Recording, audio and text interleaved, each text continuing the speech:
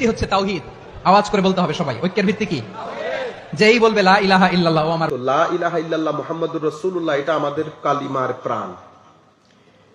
এখন আমরা এই কালিমার দুই অংশের উপর তিনটা হামলা হয়েছে, যে হামলাগুলো আমরা ফেস করতেছি। প্রথম হামলা যেটা হয়েছে, এটা কলমার প্রথম অংশের উপর, লা ইলাহা ইল্লাল্লাহ। লা ইলাহা ইল্লাল্লাহর উপর যে হামলা হয়েছে, এটা হচ্ছে এইটিজমের হামলা। এটা হচ্ছে পৃথিবীর সেকুলার মুভমেন্টের হামলা। পৃথিবী বিজ্ঞান, যুক্তি এবং দর্শন এবং আধুনিকতা, এই চারটা ইনস্ট্রুমেন্ট দিয়ে পৃথিবীকে বুঝাতে এবং যুব সমাজকে কনভিন্স করতে সক্ষম হয়েছে যে বর্তমান পৃথিবীতে ধর্মের কোনো প্রয়োজন নাই। আপনারা বুঝতে পেরেছেন? এটা পুরো ওয়ার্ল্ড ওয়াইড, ঢাকা বিশ্ববিদ্যালয় থেকে চট্টগ্রাম বিশ্ববিদ্যালয়ে ভালো ভালো সাবজেক্ট যারা পড়েন, বিভিন্ন কলেজে যারা ভালো ভালো সাবজেক্ট পড়ে, এখন আমাদের ছেলেরা প্রথম যে সমস্যায় পড়ে যায়, বিভিন্ন দর্শন তাদেরকে পড়ে, বিভিন্ন দর্শনের সংগঠন কাজ করে তাদেরকে এটা কনভিন্স করে ফেলে যে আমাদের এখানে ধর্মে, অথবা আপনাকে এটা বুঝাতে সক্ষম হয় যে যার কারণে আমাদের আকীদার গ্রিপটা লুজ হয়ে যায়। আমরা আখেরাত বিশ্বাস করি, কিন্তু আখেরাতের যে বিশ্বাস, যেটা আমার জীবন পরিবর্তন করার কথা, সেটা করছে না, তো করছে না, আমাদের গ্রিপটাকে লুজ করে দিচ্ছে। সেই কারণে 24 আওয়ার্সের মধ্যে আমরা প্রত্যেকেই যদি আমাদের জীবনের লিস্টটা দেখি, দেখবেন এখানে আল্লাহ আল্লাহ রসুল পরকালের কোনো স্থান নাই। আমি চাকরি করি, চাকরি থেকে আসি, কাজে যাই, কাজ থেকে আসি, ফাঁকে ফাঁকে একটু টিভি দেখি, যখন আজান করে টিভিটা পজ দিয়ে বন্ধ করে না, পজ দিয়ে নামাজে দাঁড়াই 2-3 মিনিটে সিজদা দিয়ে আবার নাটক দেখে বা টিভি সিনেমা বা খবর দেখে বিসমিল্লাহ করে শুয়ে পড়ি। এটা আমার জীবন। কিন্তু আমি যে এটা একটা সফর, এই সফরের মধ্যে আমার ব্যাগ পুরাতে হবে। আমরা 2-3 বছর পর যখন কাতার কুয়েত থেকে আসেন, আপনি যদি ডং ডং করে চলে আসেন, এটা আপনার জন্য বিরক্তিকর, ঘরের জন্য বিরক্তিকর। সবাই তো হাতের দিকে দেখে থাকে, ঠিক না? ব্যাগ কত ভারী। আপনি যদি এমনি করে ব্যাগ খুলেন, আপনার স্ত্রীও খুশি হবে না, মাও খুশি হন না, বাবাও খুশি হন না। সবাই চান যে কিছু একটা নিয়ে আসেন, যে কিছুই হোক। এতদিনের সফর শেষে যখন আমি কবরের মধ্যে যাব, আমার আল্লাহ চাইবেন না যে কিছু নিয়ে আই। আমরা যদি একবারে ডং ডং করে চলে যাই, তো এখন আমরা যে মুভমেন্ট চলতেছে, আমি জানি না এটা বললে, তবু আপনারা যেহেতু বলেছেন, আমি বলে ফেলি, বুঝেন না বুঝেন, কলেজ ইউনিভার্সিটির ছেলেরা তো বুঝতে পারবে। বর্তমান পৃথিবীতে একটা মুভমেন্ট চলতেছে, এটাকে আমরা বলি মুভমেন্ট অফ সেকুলারাইজেশন, অথবা এটাকে যদি আরো কনস্ট্রিক্ট করে বলি, কনডেন্সড করে বলি, তাইলে বলবো মুভমেন্ট অফ ওয়েস্টার্নাইজেশন। ওয়েস্টার্নাইজেশন মানে আপনি পৃথিবীর যেই প্রান্তেই থাকেন, কোনো অসুবিধা নাই, কিন্তু চিন্তা করবেন আমার মতো, খাবেন আমার মতো, ঘুমাবেন আমার মতো, ধর্মচর্চা করবেনও আমার মতো, আপনার জীবন যাপন করবেন আমার মতো, পৃথিবীর যেই প্রান্তে আপনি থাকেন। এই মুভমেন্টকে 4 ভাবে সাজানো হয়েছে। একটাকে আমরা বলি secularisation of culture, secularisation of power, secularisation of knowledge, secularisation of morality. মানে পাওয়ারের মধ্যে যখন বলবো না সেকুলারাইজেশন পাওয়ার, তো সেকুলারাইজেশন অফ পাওয়ার মানে হচ্ছে ধর্ম রাজনীতিতে কোনো কথা বলতে পারবে না। সেকুলারাইজেশন অফ নলেজ, তার মানে বিজ্ঞান জ্ঞান যা মন চাই করবে, ওখানে ধর্মের কোনো ক্যাপসলক থাকবে না। বিজ্ঞান চাই পারমাণবিক করে দুনিয়াকে মেরে ফেলুক, ওখানে ধর্ম কোনো কথা বলতে পারবে না। সেকুলারাইজেশন অফ কালচার, কালচারালি আমি যাই করি, ধর্ম এখানে কথা বলতে পারবে না। আপনারা জিনিসগুলা দেখতেছেন তো, মানে প্রতিফলন গুলা দেখতেছেন না। সেকুলারাইজেশন অফ মোরালিটি মানে আপনার নৈতিকতা, এটা আপনি ধর্ম ঠিক করবে না, এটা আমি ঠিক করব, কোনটা নৈতিকতা নয়। এই 4টা মুভমেন্টের আদলে পুরা পৃথিবীর শেপ পরিবর্তন হয়ে গেছে গত 100-150 বছরে। সেটা তার একেবারে চূড়ান্ত পর্যায়ের মধ্যে যাচ্ছে। যে চূড়ান্ত পর্যায়ের মধ্যে যাচ্ছে, তো এখন এই মুভমেন্টটা সবচেয়ে বেশি প্রবলেমের সম্মুখীন হয়েছে আমাদের মুসলমানরা। কেন? পৃথিবীতে সকল ধর্মের যারা অনুসারী, এটা ধর্ম। আমাদের এখানে ইন্টেলেকচুয়ালসরা টিভি টকশোর মধ্যে বলে না যে ধর্মের মধ্যে ধর্ম কেন রাজনীতিতে আসবে? কথা তো ঠিক, উনি অসত্য বলেন না। কারণ ধর্ম রাজনীতির কথা বলতে পারবে না। কেন? কারণ ধর্ম হচ্ছে নীতি নৈতিকতা, ইবাদত আর কিছু ধর্মের বিধিনিষেধ। আমরা কি করি? দিন মানি ধর্ম মনে করি। দিনের বাংলা অনুবাদ কিন্তু ধর্ম না। দিনের বাংলা অনুবাদ যদি ধর্ম করেন তো ভুল হবে। দিনকে ইংরেজিতে যদি রিলিজিয়ন বলেন সেটাও ভুল হবে। তা আমরা রিলিজিয়ন বলি, এখন ওয়েস্টার্ন পশ্চিমা বিশ্বের লোকেরা বলে যে রিলিজিয়নের সম্পর্ক কি রাজনীতির সাথে। ও তো কথা ঠিক বলতেছে, কারণ রিলিজিয়ন এবং ধর্ম মানে হচ্ছে নীতি, নৈতিকতা, আবাদত, রিয়াজত।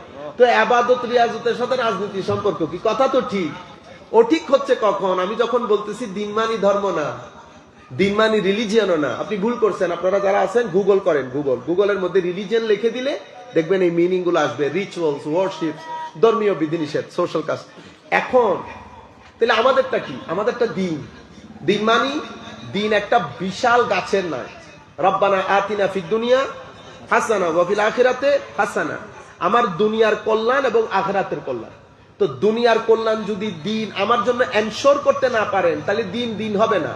তো দুনিয়ার কল্যাণ কিসের মধ্যে নিহিত? খাওয়া দাওয়ার মধ্যে না। এখন আপনাকে জানতে হবে আমার কল্যাণ কোথায়, আমার কল্যাণ কি। আপনি যদি কল্যাণ বুঝতে চান তাহলে আগে নিজেকে নিজে জানতে হবে। আমি কি? আমি মানুষ, আমার কি কি জিনিস আছে? আমাকে আল্লাহ আকল দিয়েছেন, আমাকে আল্লাহ রু, কাল্ব, নফস দিয়েছেন, এখানে ভিতরের সেটিংস। আমাকে আল্লাহ পেট দিয়েছেন। এই তিনটা ক্ষুধা যদি আমি নিবারণ করতে না পারি, ঠিক আছে, তাহলে দুনিয়ার কল্যাণ এবং আখিরাতের কল্যাণ সাধন হবে না। আচ্ছা, তাহলে আপনি কিভাবে ক্ষুধা নিবারণ করবেন? আপনি পেটের ক্ষুধা যদি নিবারণ করতে চান, তো পেটকে পেটের চাহিদা অনুযায়ী খাদ্য দিতে হবে। এখন আপনি যদি সুগারের রোগী হয়ে 3টা ভাপা পিঠা পুরা এক বাউল রসের সাথে খাইয়া ফেলেন, পেট প্রটেস্ট করবে। আপনার সুগার বেড়ে যায় না? এটা হচ্ছে পেটের প্রটেস্ট। পেট প্রতিবাদ করে। আল্লাহর দুনিয়ার মধ্যে এক ইনসান, সে একটু ইদার উদার হলে প্রতিবাদ করে, কারণ তার শরীরই প্রতিবাদ করে। আপনি অ্যাসিডিটি আছে, যেটাকে আপনারা কি বলেন, গ্যাস্ট্রিক। অ্যাসিডিটি যাদের ভিতরে আছে, উনি যদি চনাচুর খেয়ে ফেলেন এক বাউল, তো অটোমেটিক্যালি প্রটেস্ট হবে। তো পেট যেমন প্রটেস্ট করে, অথচ আপনি খাদ্য দিয়েছেন, কিন্তু খাদ্য পারফেক্টলি দেন নাই। তো খাদ্য পারফেক্টলি না দেওয়ার কারণে পেট প্রটেস্ট করেছে। এখন আমাকে জানতে হবে না সিনার খাদ্য কি? সিনারও তো খাদ্য আছে। সিনার খাদ্য কি? আপনি যদি সিনার খাদ্য না দেন, সিনা প্রটেস্ট করবে। ব্রেইনের খাদ্য না দিলে ব্রেইন প্রটেস্ট করবে। পেটের খাদ্য যদি পারফেক্টলি না দেন, আপনি দুর্বল হবেন।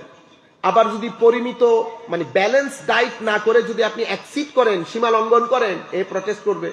এই যদি প্রটেস্ট করে, আপনার শরীরের মধ্যে রোগ বালাই বেড়ে যাবে, প্রেসার বেড়ে যাবে, আপনার ওই যে ডায়াবেটিস বেড়ে যাবে, এই ধরনের জিনিসগুলো বেড়ে যায়। এটা হচ্ছে প্রটেস্ট পেটের। এরপরে আপনার বুকের খাদ্য, সিনার খাদ্য। আপনি যদি সিনার খাদ্য না দেন, তো সিনা প্রটেস্ট করবে। সিনা প্রটেস্ট করলে কি হয়? সিনা দুইভাবে প্রটেস্ট করে।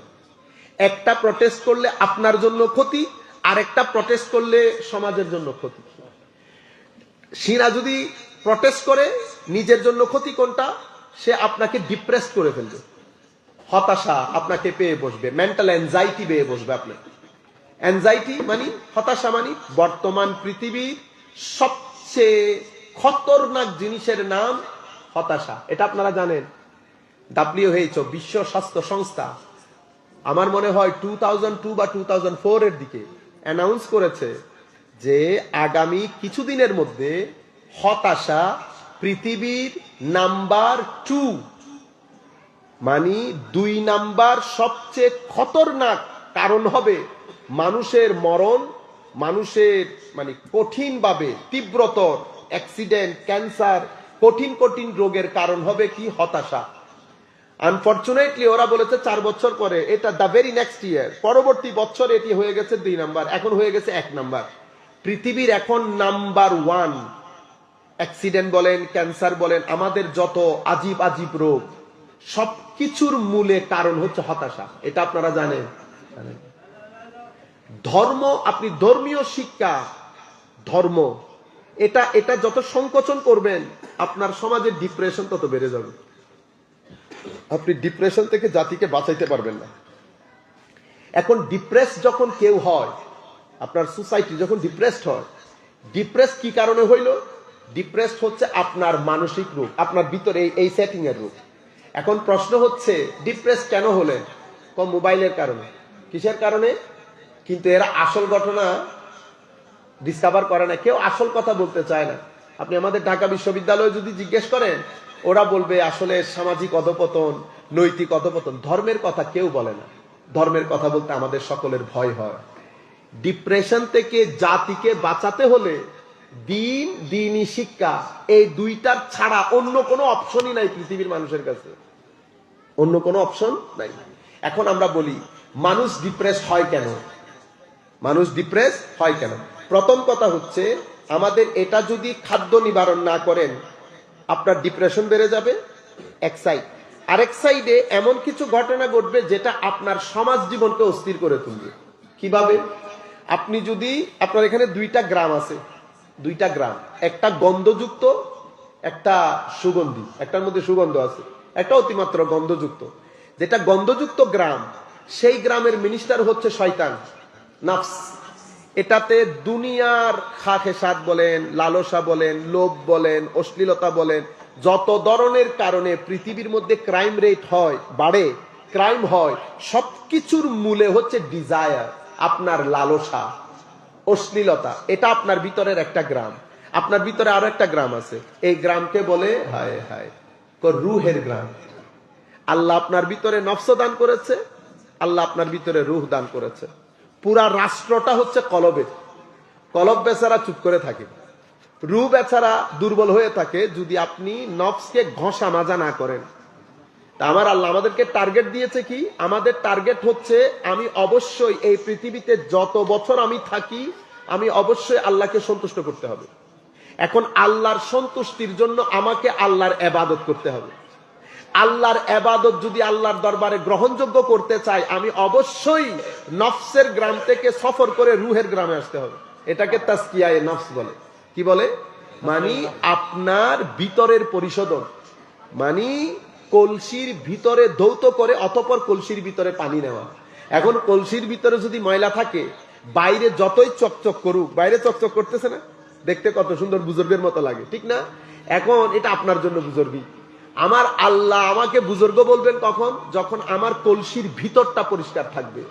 যখন কলসির ভিতর পরিষ্কার হবে, আল্লাহ মারেফতের পানি ডালে, তখন আপনিও তো পানি নেন। কলসির ভিতরে যদি ময়লা থাকে, আপনি পানি নিবেন না। আমার গ্লাসের ভিতরে যদি ময়লা থাকে, বাইরে খুব চকচক চকচক করতেছে, ভিতরে ময়লা, আপনি দুধ ডালবেন। আপনি মানুষ হয়ে ময়লাযুক্ত গ্লাসে দুধ ডালেন না, আমার আল্লাহ আল্লাহ হয়ে ময়লাযুক্ত কলবের মধ্যে রুহানিয়তের মারেফতের পানি ঢালবেন। এটার সাথে বাইরের কোনো সম্পর্ক না। বাইরে আমাকে দেখতেছেন না, এখন মানুষ কত বুজুর্গের মতো মনে করে। আসল জিনিস আমার নবী হাদিসে পাকের মধ্যে ইরশাদ করছেন, ইন্নাল্লাহা লা ইয়ানজুরু ইলা যাওয়াহিরিকুম। অন্য রাওয়ায়াতের মধ্যে বলছেন, ইন্নাল্লাহা লা ইয়ানজুরু ইলা আজসামিকুম বাল ইয়ানজুরু ইলা কুলুবিকুম ওয়া আমালিকুম। আমার আল্লাহর দৃষ্টি কখনো মানুষের বাইরের দিকে না, বাহিরটা হ্যান্ডেল করে মানুষ। এই জন্য মানুষ বাহির হ্যান্ডেল করে, মানুষকে অ্যাপ্রিসিয়েট করে। আমার আল্লাহ অ্যাপ্রিসিয়েট করে ভিতর সুন্দর হলে। বাইরে আপনি কি সালা পরে আছেন না পরেন না, ইট ডাজন্ট ম্যাটার, ভিতর সুন্দর, তাহলে তখন আমার আল্লাহ বলে, wow how smart you are, আপনাকে কত স্মার্ট লাগতেছে। আমার আল্লাহ যাকে স্মার্ট বলে তাকে আমরা আমাদের ভাষায় ওলি বলি। কি বলি? ওলি। আমার আল্লাহ যাকে বাইরে বলে ভিতরের স্মার্ট, মানে খুব দারুণ পরিষ্কার, এদেরকে আমরা আমাদের ভাষায় আল্লাহর ওলি বলি। আপনারা বুঝতে পেরেছেন? এখন তো আমার এই নফস, আমার এই ভিতরের শহর, আমি যদি এখান থেকে সফর করে রুহের গ্রামের মধ্যে, শহরের মধ্যে না আসি, কিসের মাধ্যমে? তাসকিয়ার মাধ্যমে। কিসের মাধ্যমে? তাওবার মাধ্যমে। কিসের মাধ্যমে? তাহারাতের মাধ্যমে। এজন্য আমার আল্লাহ বলছেন, ইন্নাল্লাহা ইউহিব্বুত তাওয়াবিন ওয়া ইউহিব্বুল মুতাতাহহিরিন। আমার আল্লাহ তাওয়াবকে এবং মুতাতাহহিরকে ভালোবাসেন। তাওয়াবকে, যারা বারবার দৌড় দেয়, কোত্থেকে? ওই গ্রাম থেকে। আমার নবী হাদিসে পাকের মধ্যে বলছেন, আল মুহাজির মান হাজারা মা নাহাল্লাহু আনহু আও কামা ক্বালা নবী সাল্লাল্লাহু আলাইহি ওয়াসাল্লাম। মুহাজির মানে ইমিগ্রেন্ট। আমরা ইমিগ্রেন্ট হয়ে আমেরিকায় চলে যাই না। আমার নবী বলছেন, মুহাজির হচ্ছে সেই ব্যক্তি, ইমিগ্রেন্ট সেই ব্যক্তি, যেই ব্যক্তি নফসের গ্রাম থেকে বের হয়ে রুহের গ্রামে চলে আসে। আপনি যদি বের হতে পারেন, বাকিটা আমার আল্লাহ দেখেন। আমি আপনাদেরকে একটা এক্সাম্পল দিই। বনি ইসরাইলের এক ব্যক্তি, আমার নবী ইরশাদ করেছেন, বুখারী শরীফের রাওয়ায়াত, so far if I don't make mistake. আমার নবী বলছেন, বনি ইসরাইলের এক ব্যক্তি হত্যা করতে করতে 99 জনকে হত্যা করেছে। হত্যা করার পরে হয় না, মানুষের ভিতরে অ্যাওয়ারনেস চলে এসেছে, কোনো কারণে, কোন একজনের সুবতের কারণে এসেছে। উনি তখন চিন্তা করলেন আল্লাহর দরবারে তওবা করবেন। তো তওবা করার জন্য উনি এক আলেমের কাছে গেছে, জিজ্ঞেস করছে যে আমি এরকম 99টা কতল করেছি, হাল্লি মিন তওবা, আমার জন্য কি তওবার দরজা, আমার তওবা নসিব হতে পারে? উনি তো শুনে জিব্বায় কামড় দিয়ে ফেলছে, তুমি কি বলো, হাউ ইউ টকিং অ্যাবাউট? 99 জন কতল করেছেন, আপনি এখনো তওবার চিন্তা করতেছেন, কোন আল্লাহ আপনাকে ক্ষমা করবে না। এটা বলার দের উনি বলতেছে ক্ষমা যেহেতু করবে না, তাইলে আমি আপনাকে সহ মানি 100 জন পূর্ণ করি। উনি 100 জন পূর্ণ করেছে। এই কথা বলাটা উনার উচিত হয় নাই। হযরতে আমার নবীও নিষেধ করেছেন, আল্লাহ আপনাকে ক্ষমা করবেন না এই কথা বলতে আমার নবী নিষেধ করেছেন। ইমাম ইবনে কাসির অসংখ্য হাদিস শরীফ এনেছে, ইন্নাল্লাহা লা ইয়াগফিরু আন ইউশরাকা বিহি ওয়া ইয়াগফিরু মা দুনা যালিকা লিমান ইয়াশা। এই আয়াতের ব্যাখ্যা এই হাদিসগুলো শরীফগুলো এনেছে। এক ব্যক্তিকে আল্লাহ জাহান্নাম দিয়েছেন, অথচ সে দিনের বেলায় ইবাদত করত, দিনের বেলায় রোজা রাখতো, রাতের বেলায় ইবাদত করত, শুধু একটা কারণে উনি তার বন্ধুকে বলেছে আল্লাহ কশ্চিন কালেও তোমাকে ক্ষমা করবে না। এই কথা বলার কারণে কে কোন কথাতে আটকে যায়, কে কোন কথাতে পার পেয়ে যায় আল্লাহ পাক ভালো জানেন। এই জন্য হুমকি ধুমকি হুঙ্কার এগুলা কারা দেয়? আপনি যখন নফসের শহর থেকে কথা বলবেন তখন মানুষ অশ্লীল হয়, তখন মানুষের মুখ দিয়ে হুঙ্কার আসে, আমি আসে, আমি। আপনারা বুঝতে পেরেছেন? তো এখন এই ব্যক্তি 100 জন হত্যা করার পরে মাথার ভিতর তো ঘুরতেছে, ঘুরতে ঘুরতে এক আল্লাহওয়ালার দরবারে গেছে। এটাকে বলে উনি এখন নফসের শহর থেকে বের হতে চাচ্ছেন, নফসের গ্রাম থেকে বের হতে চাচ্ছেন। যে নফসের গ্রাম থেকে বের হতে চাচ্ছেন, আমার আল্লাহ তার নিয়ত দেখতেছেন, তো নিয়তের মধ্যে পোক্ত ছিল, চাচ্ছিল যে গ্রাম থেকে বের হয়ে আসি। আমার আল্লাহ তৌফিক দান করেছে, আমার আল্লাহ ওনাকে আল্লাহ ওয়ালাদের কাছে নিয়ে গেছে। আলেমদের মধ্যে আলেম দুই ধরনের। আমি যদি জালালউদ্দিন রুমির ভাষায় বলি তো একটা হচ্ছে মৌলভী আর একটা হচ্ছে মৌলায়ে রুম। মৌলায়ে রুম, মৌলভী জালালউদ্দিন রুমি খুদ বলতেছেন মৌলভী হারগিজ না শুধু মৌলায়ে রুম। মৌলভী কখনো মৌলায়ে রুম হতে পারতো না। আমিও বলতেছি ইকবাল হারগিজ নাশুদ আল্লামা ইকবাল। আমিও বলতেছি গাজালি হারগিজ নাশুদ হুজ্জাতুল ইসলাম। গাজালি কখনো হুজ্জাতুল ইসলাম হতে পারতো না। ইকবাল কখনো আল্লামা ইকবাল হতে পারতেন না, আসরারে খুদির আল্লামা ইকবাল হতে পারতেন না। জালালউদ্দিন রুমি মৌলভী নিজেকে নিজে বলতেছেন আমি ছিলাম মৌলভী। জালালউদ্দিন এলমের ভারে এলমের দাপটে মানুষ পড়ে যেত, সেই জালালউদ্দিন রুমি বলতেছেন আমি মৌলায়ে রুম হয়েছি শামস্তাবরেজের সুহবতের 6 মাসের কারণে। আল্লামা ইকবাল বলছেন আমি যদি মসনবী না পড়তাম তো আমি আল্লামা ইকবাল আল্লাহ পাক জানে আমি কোন পথভ্রষ্টতার শহরে ঘোরাফেরা করতাম। গাজালিও একই, কিছুদিন 30-35 বছর বয়সে হুজুর গৌসুল আজমের চেয়ে প্রায় 20 বছরের বড় হুজুর ইমাম গাজালি রহমতুল্লাহ আলাইহি। এই জন্য আমরা ইমাম গাজালি যখন স্টাডি করি তখন আমরা কি বলি মা ক্বাবলা ইহইয়া উলুমিদ্দিন মা বা'দা ইহইয়া উলুমিদ্দিন। ইমাম গাজালির জীবনের 2 ধাপ, একটা হচ্ছে ইহইয়া উলুমিদ্দিন লিখার আগে আর একটা হচ্ছে ইহইয়া উলুমিদ্দিন লিখার পরে। ইহইয়া উলুমিদ্দিন লিখার আগে ছিলেন মৌলভী, ইহইয়া উলুমিদ্দিন লিখার পরে হয়েছেন মৌলায়ে রুম। মৌলায়ে রুম তো একটা হচ্ছে আলেম, তো উনি আলেমের কাছে গেছেন, এখন গেছে আহলুল্লাহদের কাছে। হুজুর আমি পুরা ঘটনা বলছে, তখন আল্লাহ রাব্বুল আলামিন তখন উনি বলতেছেন যে বেটা একটা কাজ করেন, আল্লাহ রাব্বুল আলামিন তো তওবা তো আপনার কবুল করবেন। আল্লাহ রাব্বুল আলামিনের তওবার দরজা ওই কিয়ামতের দিন বন্ধ হবে। তবে আপনি একটা কাজ করবেন, আপনি আপনার গ্রামে ফেরত যাবেন না। আপনার গ্রামের লোক জালেম, মানে ড্রাগ ডিলিং, আপনার গ্রামের ছেলেপুলে গ্যাংস্টার। আপনি আমাদের সমাজের সাথে মিলাই দেখেন, একেবারে মিল পাবেন। বলা হচ্ছে আপনার গ্রামের লোক জালেম।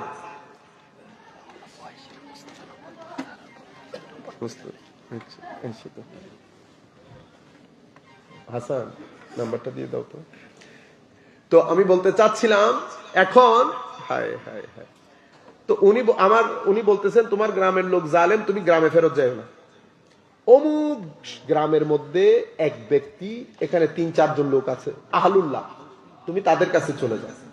আমি হাদিস বলাটা মুখ্য উদ্দেশ্য, আমি আপনাদেরকে বোঝাতে চাচ্ছি নফসের গ্রাম থেকে রুহের গ্রামে সফর কেমনে করে। এটা এই ব্যক্তি এত কিছু করার পরেও যখন সে নফসের গ্রাম থেকে বের হওয়ার নিয়ত করেছে, আমার আল্লাহ তাকে তৌফিকও দিয়েছে এবং প্রতিমধ্যে ব্যক্তি মারা যান।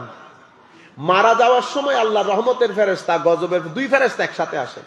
আমার আল্লাহ রুহের গ্রামে যারা সফর করে মুসাফির তাদেরকে কি পরিমাণ গুরুত্ব দেন এবং মুক্তি দান করেন, এই হাদিস তার উজ্জ্বল দৃষ্টান্ত। কিন্তু এই হাদিস ফুল বলতে গেলে আমার অনেক সময় লেগে যাবে। আমি জাস্ট আপনাকে বোঝাতে চাচ্ছি যে নফসের গ্রাম থেকে এভাবে বের হয়ে আসে রুহের গ্রামে। আপনার জীবনে ব্ল্যাক ডট থাকবে, সবার জীবনে থাকে। আমরা কোনো এই কি বলে আটলান্টিক মহাসাগর থেকে উঠে আসি নাই, সব মানুষ একরকম। কিন্তু একটা জিনিস আজকের পরে বাসায় গিয়ে চিন্তা করে দেখবেন যে এটা আপনার সাথে যাচ্ছে কিনা। যদি আপনি মনে করেন, আমি মনে করি আমি এখনো নফসের গ্রামে বসবাস করি, তো আজকে আমরা বাসায় গিয়ে আমরা নিজেরা দেখবো আমাদের বসবাস নফসের গ্রামে কিনা। কিভাবে বুঝবেন? যারা নফসের গ্রামে বসবাস করে তাদের চোখ আনকন্ট্রোলড হয়, এটা পাগলা ঘোড়ার মতো হয়, যেখানে সেখানে এটা চলে যায় দৃষ্টি। এভাবে আপনি বুঝবেন আমি নফসের গ্রামে আছি। যারা নফসের গ্রামে থাকে তাদের জবান দিয়ে দুইটা জিনিস হয়, গালি বের হবে, পরনিন্দা বের হবে, হারাম হালালের কোনো তোয়াক্কা থাকবে না। নফসের গ্রামে থাকলে ঘটনাগুলো ঘটে। নফসের গ্রামে থাকলে মুখ অনেক বাজে হয়। আমার নবী সাল্লাল্লাহু আলাইহি ওয়াসাল্লাম বলেছেন চারটা জিনিস, যে নফসের গ্রামে থাকলে বেচারা নিরেট মুনাফিক হয়।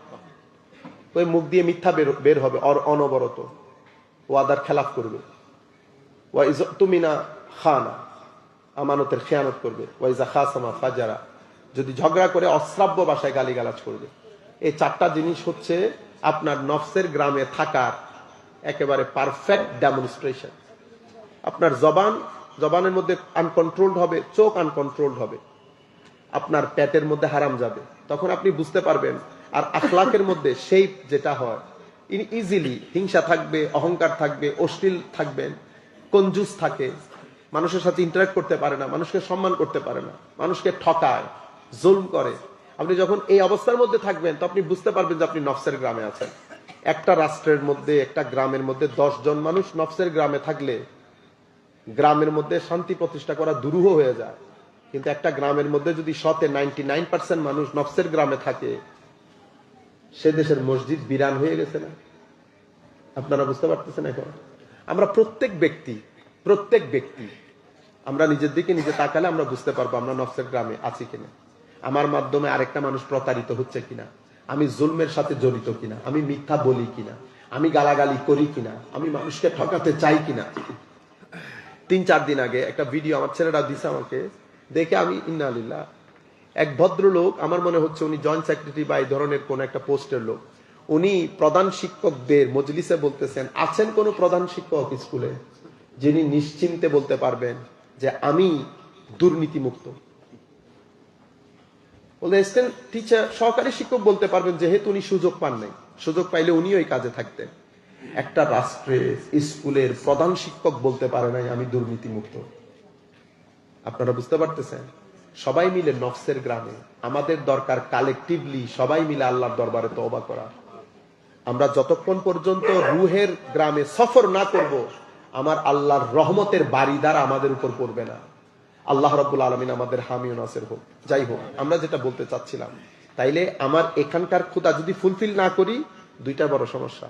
একটা সমস্যা হচ্ছে ডিপ্রেশন, আর একটা সমস্যা হচ্ছে নফস যখন ফুলে উঠে, তো আপনার ভিতরের একটা ডিজায়ার দিচ্ছেন আল্লাহ, লালসা। এই লালসা যখন এখান থেকে বের হয়, আপনার রাষ্ট্রের মধ্যে অটোমেটিক্যালি কয়েকটা জিনিস বেড়ে যাবে।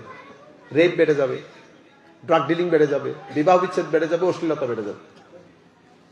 এগুলো সবকিছুর মূলে আপনার ভিতর, আপনি ভিতরের খাদ্য দেন নাই। তৃতীয় জিনিস হচ্ছে আপনার ব্রেইনের খাদ্য। আচ্ছা, ব্রেইনের খাদ্য কি? ব্রেইনের খাদ্য হচ্ছে তাফাক্কুর এবং তাদাব্বুর, চিন্তা করা যে কোনো বিষয় নিয়ে, আল্লাহর সৃষ্টির প্রতি দৃষ্টি দেওয়া, গ্রিনারি দেখা, সমুদ্র দেখা, পাহাড় দেখা। এগুলো বেটা আপনারা দেখা বন্ধ করে দিচ্ছেন, সারাদিন ওইটার ভিতর এমনি এমনি করে। আসতেছেন ধরেন সিলেট থেকে, ট্রেনে উঠেছেন, কত সুন্দর সিনারি।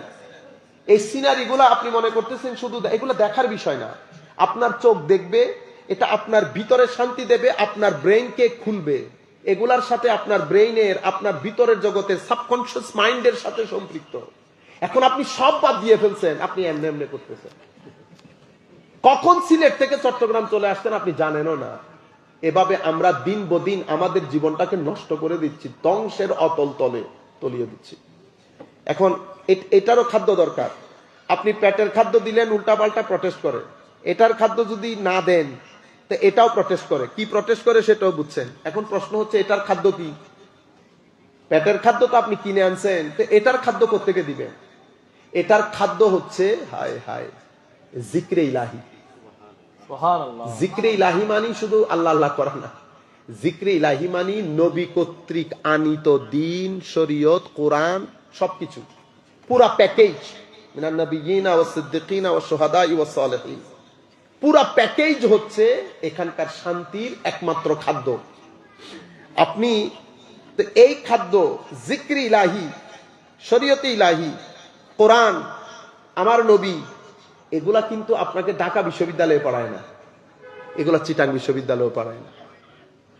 ঢাকা বিশ্ব, আমি আপনাকে একটা ফাইন এক্সাম্পল দিলে আপনি জিনিসটা বুঝতে পারবেন। অক্সফোর্ড বলেন, ক্যামব্রিজ বলেন, এমআইটি বলেন, হার্ভার্ড বলেন, এগুলা কি আপনারা তো কেউ কেউ জানেন, সবাই না জানলেও। হার্ভার্ড বিশ্ববিদ্যালয়ে আমরা চিনি, অক্সফোর্ড আমরা চিনি, ক্যামব্রিজ আমরা চিনি। আচ্ছা, এই কোন ইউনিভার্সিটি কিন্তু আমাদের হাতে নাই, সব বড় বড় ইউনিভার্সিটি তাদের হাতে। তো যেই দেশে হার্ভার্ড, অক্সফোর্ড, ক্যামব্রিজ থাকে, সেই দেশে তো রেপ হওয়ার কথা না, ঠিক না? সেই দেশে রেপও আকাশে, ড্রাগ ডিলিংও আকাশে, সুইসাইডও আকাশে, ঠিক আছে, বিবাহ বিচ্ছেদও আকাশে, ক্রাইম রেটও আকাশে। এখন প্রশ্ন হচ্ছে, এত বড় বড় বিশ্ববিদ্যালয়, এত বড় বড় রিসার্চ, নাসা ওখানে, তাইলে এগুলা কমে না কেন? তাইলে বোঝা যাচ্ছে আমাদের শিক্ষা ব্যবস্থার যেই স্কেজুয়াল, ওইটা আমার এখানকার খাদ্যকে ফুলফিল করছে না। তো এখানকার খাদ্য ফুলফিল করে কে? তো এখানকার খাদ্য ফুলফিল করে জামিয়া। আপনারা বুঝতে পারছেন? এখন আপনি যদি জামিয়াকে ধরে টান দেন, তো এখানকার খাদ্য পাবেন না। আমি জামিয়া বলতেছি যেহেতু এটা আমাদের মাদ্রাসা, আমি শুধু জামিয়া বলতেছি না, মাথায় রাখবেন, আমি বলতেছি মাদ্রাসা। জামিয়াতে যেহেতু আমরা পড়ছি, স্বাভাবিক আমরা জামিয়ার কথা বলবো, ঠিক আছে? কিন্তু আবার আপনারা কেউ যদি নেসারিয়ার ছাত্র হন, কেউ যদি সারসিনার ছাত্র হন, কেউ যদি এখানকার আমাদের পটিয়ার আহসানুল উলুম না শাহসানুলিয়া মাদ্রাসা, আহসানুল, সব মাদ্রাসা, সুবহানিয়া আলিয়া, এগুলো বড় বড় মাদ্রাসা, সব আমাদের মাথার উপর। আমি আপনাকে জাস্ট একটা এক্সাম্পল দেওয়ার জন্য আমি যেখানে পড়ছি সেটার নাম দিচ্ছি। এখন আপনি যদি মাদ্রাসা, খানেকা, জুমার মিম্বর, এই তিনটা জায়গাকে লিমিট করেন, অথবা এই তিনটা জায়গাকে আপনি যখন শিক্ষার স্কেজুয়াল বানাবেন, এই তিনজন প্রতিনিধি যদি আপনার অনবোর্ডে না থাকে, ঠিক আছে, তাহলে আপনি হযরত নূহ আলাইহিস ইসলামের নৌকায় উঠতে পারবেন না। হযরত নূহ আলাইহিস ইসলামের নৌকায় উঠতে পারবেন না। নূহ আলাইহিস ইসলামের নৌকা কি? আল্লাহ রাব্বুল, আপনারা জানেন হযরত নূহ জলিলুল কদর পয়গম্বর, মাওলাই করিম হযরত নূহ আলাইহিস ইসলামকে এই বুকের খাদ্য দেওয়ার জন্য দীর্ঘদিন তবলিগে দিন করেছে, কেউ শুনে না। খুব কম সংখ্যক মানুষ ওনার তবলিগে সাড়া দিয়ে, ওনার দিনে সাড়া দিয়ে, কিন্তু উনি অনেক রেগে, হয় না, তেলে বেগুনে জ্বলে আছে। উনি আল্লাহর দরবারে ফরিয়াদ করছে, আল্লাহ, এরা নিজেরাও কাফের, এরা জন্ম দিব কাফের, তুমি সবাই একসাথে ধ্বংস করে দাও। বুঝতে পেরেছেন? আমার নবী কিন্তু এই কথা কোনোদিন বলেন নাই, ওয়া আরসালনাকা ইল্লা রাহমাতাল লিল আলামিন। আমার নবীর জবানে কখনো বদদুয়া বের হয় নাই। যাই হোক, দীর্ঘদিন করার কারণে উনি রেগে তেলে বেগুনে জ্বলে উনি আল্লাহর দরবারে ফরিয়াদ করছেন। তখন আমার আল্লাহ বলতেছেন, নৌকা বানাও। নৌকা দিয়ে কি হবে? না, আমি বানাতে বলছি, বানাও। কোরআন শরীফের আমি শেষ আয়াত যেটা পড়েছি, কি বলেছেন আল্লাহ? ওয়াসনাইল ফুলকা বিআইউনিনা ওয়া ওয়াহইনা। আমি তোমাকে বানাইতে বলতেছি, তো তুমি বানাও। তো উনি নৌকা বানাচ্ছেন, ওনার নৌকা বানানো দেখে সবাই হাসাহাসি করতেছে। আল্লাহ, সবাই তো আমাকে নিয়ে মজাক, আন্ডারস্টিমেট করছে, উপহাস করছে। আমার আল্লাহ বলতেছেন, করতে দাও, এখন তাদের সময়, কিছুদিন পরে তোমার সময় আসবে। সেই কারণে কখনো আরেকজনকে, আরেক গ্রুপকে, অন্য কাউকে উপহাস করার চেষ্টা করিয়েন না। আমার আল্লাহ এক ব্যক্তিকে দীর্ঘদিন ড্রাইভিং সিটে রাখেন না। আপনি সারা জীবন, কেউ গরিব থাকে না। আমার আল্লাহ প্রত্যেক ব্যক্তিকে একবার একবার সুযোগ দেয়। আজকে আমি গাড়িতে চড়ছি, তো আমার উচিত না আরেকজনকে কি করা, আন্ডার এস্টিমেট করা, ছোট করা। মাওলা, বাস আমি আজকে চড়তেছি, আমার ছেলে যে গাড়িতে চড়বে এমন কোনো কথা নাই। কত শত লোক দাদা গাড়িতে চড়তো, নাতিরা এখন রিক্সায় চড়ে না। কত শত লোক নাতিরা রাস্তায় হাঁটতো, দাদারা রাস্তায় হাঁটতো, নাতিরা এখন ল্যান্ড ক্রুজার চালায়। এটা আল্লাহর ধরতির নিয়ম।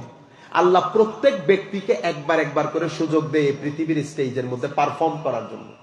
ডিপেন্ড করে আপনার উপর। আপনি পারফর্ম করে যদি চলে যান, কোনো ফুটপ্রিন্ট রেখে যেতে না পারেন, মনে রাখবেন কিন্তু আপনার আসা যাওয়ার কোনো ফায়দা নাই। ধরেন আপনি সমাজের বহুত বড় হত্যাকর্তা, মিলিয়ন মিলিয়ন পাউন্ড টাকা আপনার পড়ে আছে ব্যাংকে, আপনার ঘরে যিনি আপনার গাড়ি চালান, একই ব্যাংকে তারও অ্যাকাউন্ট আছে, আপনিও দুনিয়া থেকে চলে গেছেন, সেও দুনিয়া থেকে চলে গেছে। বলেন তো দেখি, দুইজনে ব্যাংকে কি রেখে গেছে? ও টাকা আর কি। আপনিও কিছু রেখে যেতে পারেন নাই, ড্রাইভার সাহেব কিছু রেখে যেতে পারেন নাই। কোনো কাজ হইলো আল্লাহর জীবনে? আপনি খেয়ে চলে গেছেন, টাকাগুলো পড়ে আছে, সেও তার টাকা 1000 টাকা হোক আর 100 টাকা হোক, দুইজনে কিন্তু টাকাটাই রেখে গেছেন। এন্ড অফ দা ডে দুইজনের কন্ট্রিবিউশন সমান হয়ে গেছে। আল্লাহ হুকুমের সাথে আপনি ইনজাস্টিস করেছেন। আমার আল্লাহ যেহেতু আপনাকে বড় বানিয়েছেন, আপনি বড়র মতো কাজ করেন, কিছু জিনিস রেখে যান যেন মানুষ আপনাকে স্মরণ করে। যারা কিছু জিনিস রেখে যেতে না পারে, এটাকে বলে ফুটপ্রিন্ট। আপনি ফুটপ্রিন্টই যদি রেখে যেতে না পারেন, তো পৃথিবীর মধ্যে আসা যাওয়া এক ধরনের হয়ে গেল। তাইলে আমি আর বড় ছোট কোনো কিছু হইল না। এবার আপনি বাসার মধ্যে গিয়ে চিন্তা করবেন ফুটপ্রিন্ট কেমনে রেখে যাবেন। আপনার ইনকাম 2 লাখ টাকা, আপনি 2 লাখ টাকা সব খায় ফেলবেন। কেন খায় ফেলবেন? আপনার সমাজের মধ্যে অনেক ব্যক্তি আছে যাদের 1000 টাকা ইনকাম নাই। আপনি 2 লাখ টাকা থেকে বিসমিল্লাহ করে কিছু জিনিস বের করেন। আপনার সমাজের মধ্যে যারা গরিব গুরব আত্মীয় স্বজনের মধ্যে আছে, সাধ্য মতো স্পন্সর করেন। আপনি ইজিলি 2 লাখ টাকা থেকে 10,000 টাকা বের করা কোনো ব্যাপার না, কোনো ব্যাপার না। সেটা আপনার ব্যক্তি মানসিক ব্যাপার। আপনি যদি মনে করেন না 2 লাখ নেই, 1,90,000, অটোমেটিকলি দেখবেন যে 10 বের হয়ে গেছে। 10,000 টাকা দিয়ে 2টা পরিবারকে ইজিলি স্পন্সর করা যায়। 2টা পরিবারকে 5,000 দিলে বিশ্বাস করেন, বাংলাদেশে যে সমস্ত ঘরে যাদের জামাই মারা গেছে অল্প বয়সে, এখানে তো আর রাষ্ট্র হেল্প করবে না। বুঝতে পেরেছেন? এই হেল্পটা আপনি করেন। মানুষকে সহযোগিতা করা মানে বাজার থেকে শান্তি কিনে ঘরে নিয়ে আসা, এক কথা। এটা ছাড়া, দেওয়া ছাড়া পৃথিবীতে আর কোথাও শান্তি নেই। আপনি কোটি টাকার মালিক হন, না দিলে শান্তি আইন, না দিলে শান্তি নেই। আমি আপনাদেরকে যে জিনিসটা বোঝাতে চাচ্ছিলাম, একটু দরুদ শরীফ পড়ি। সাল্লে আলা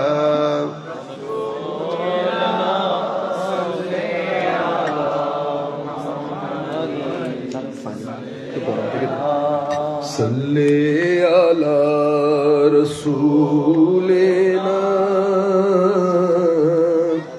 সাল্লে আলা মুহাম্মাদিন সাল্লে আলা হাবিবিনা সাল্লে আলা মুহাম্মাদিন।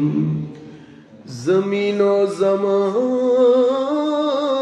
तुम्हारे लिए मकीन मकान तुम्हारे लिए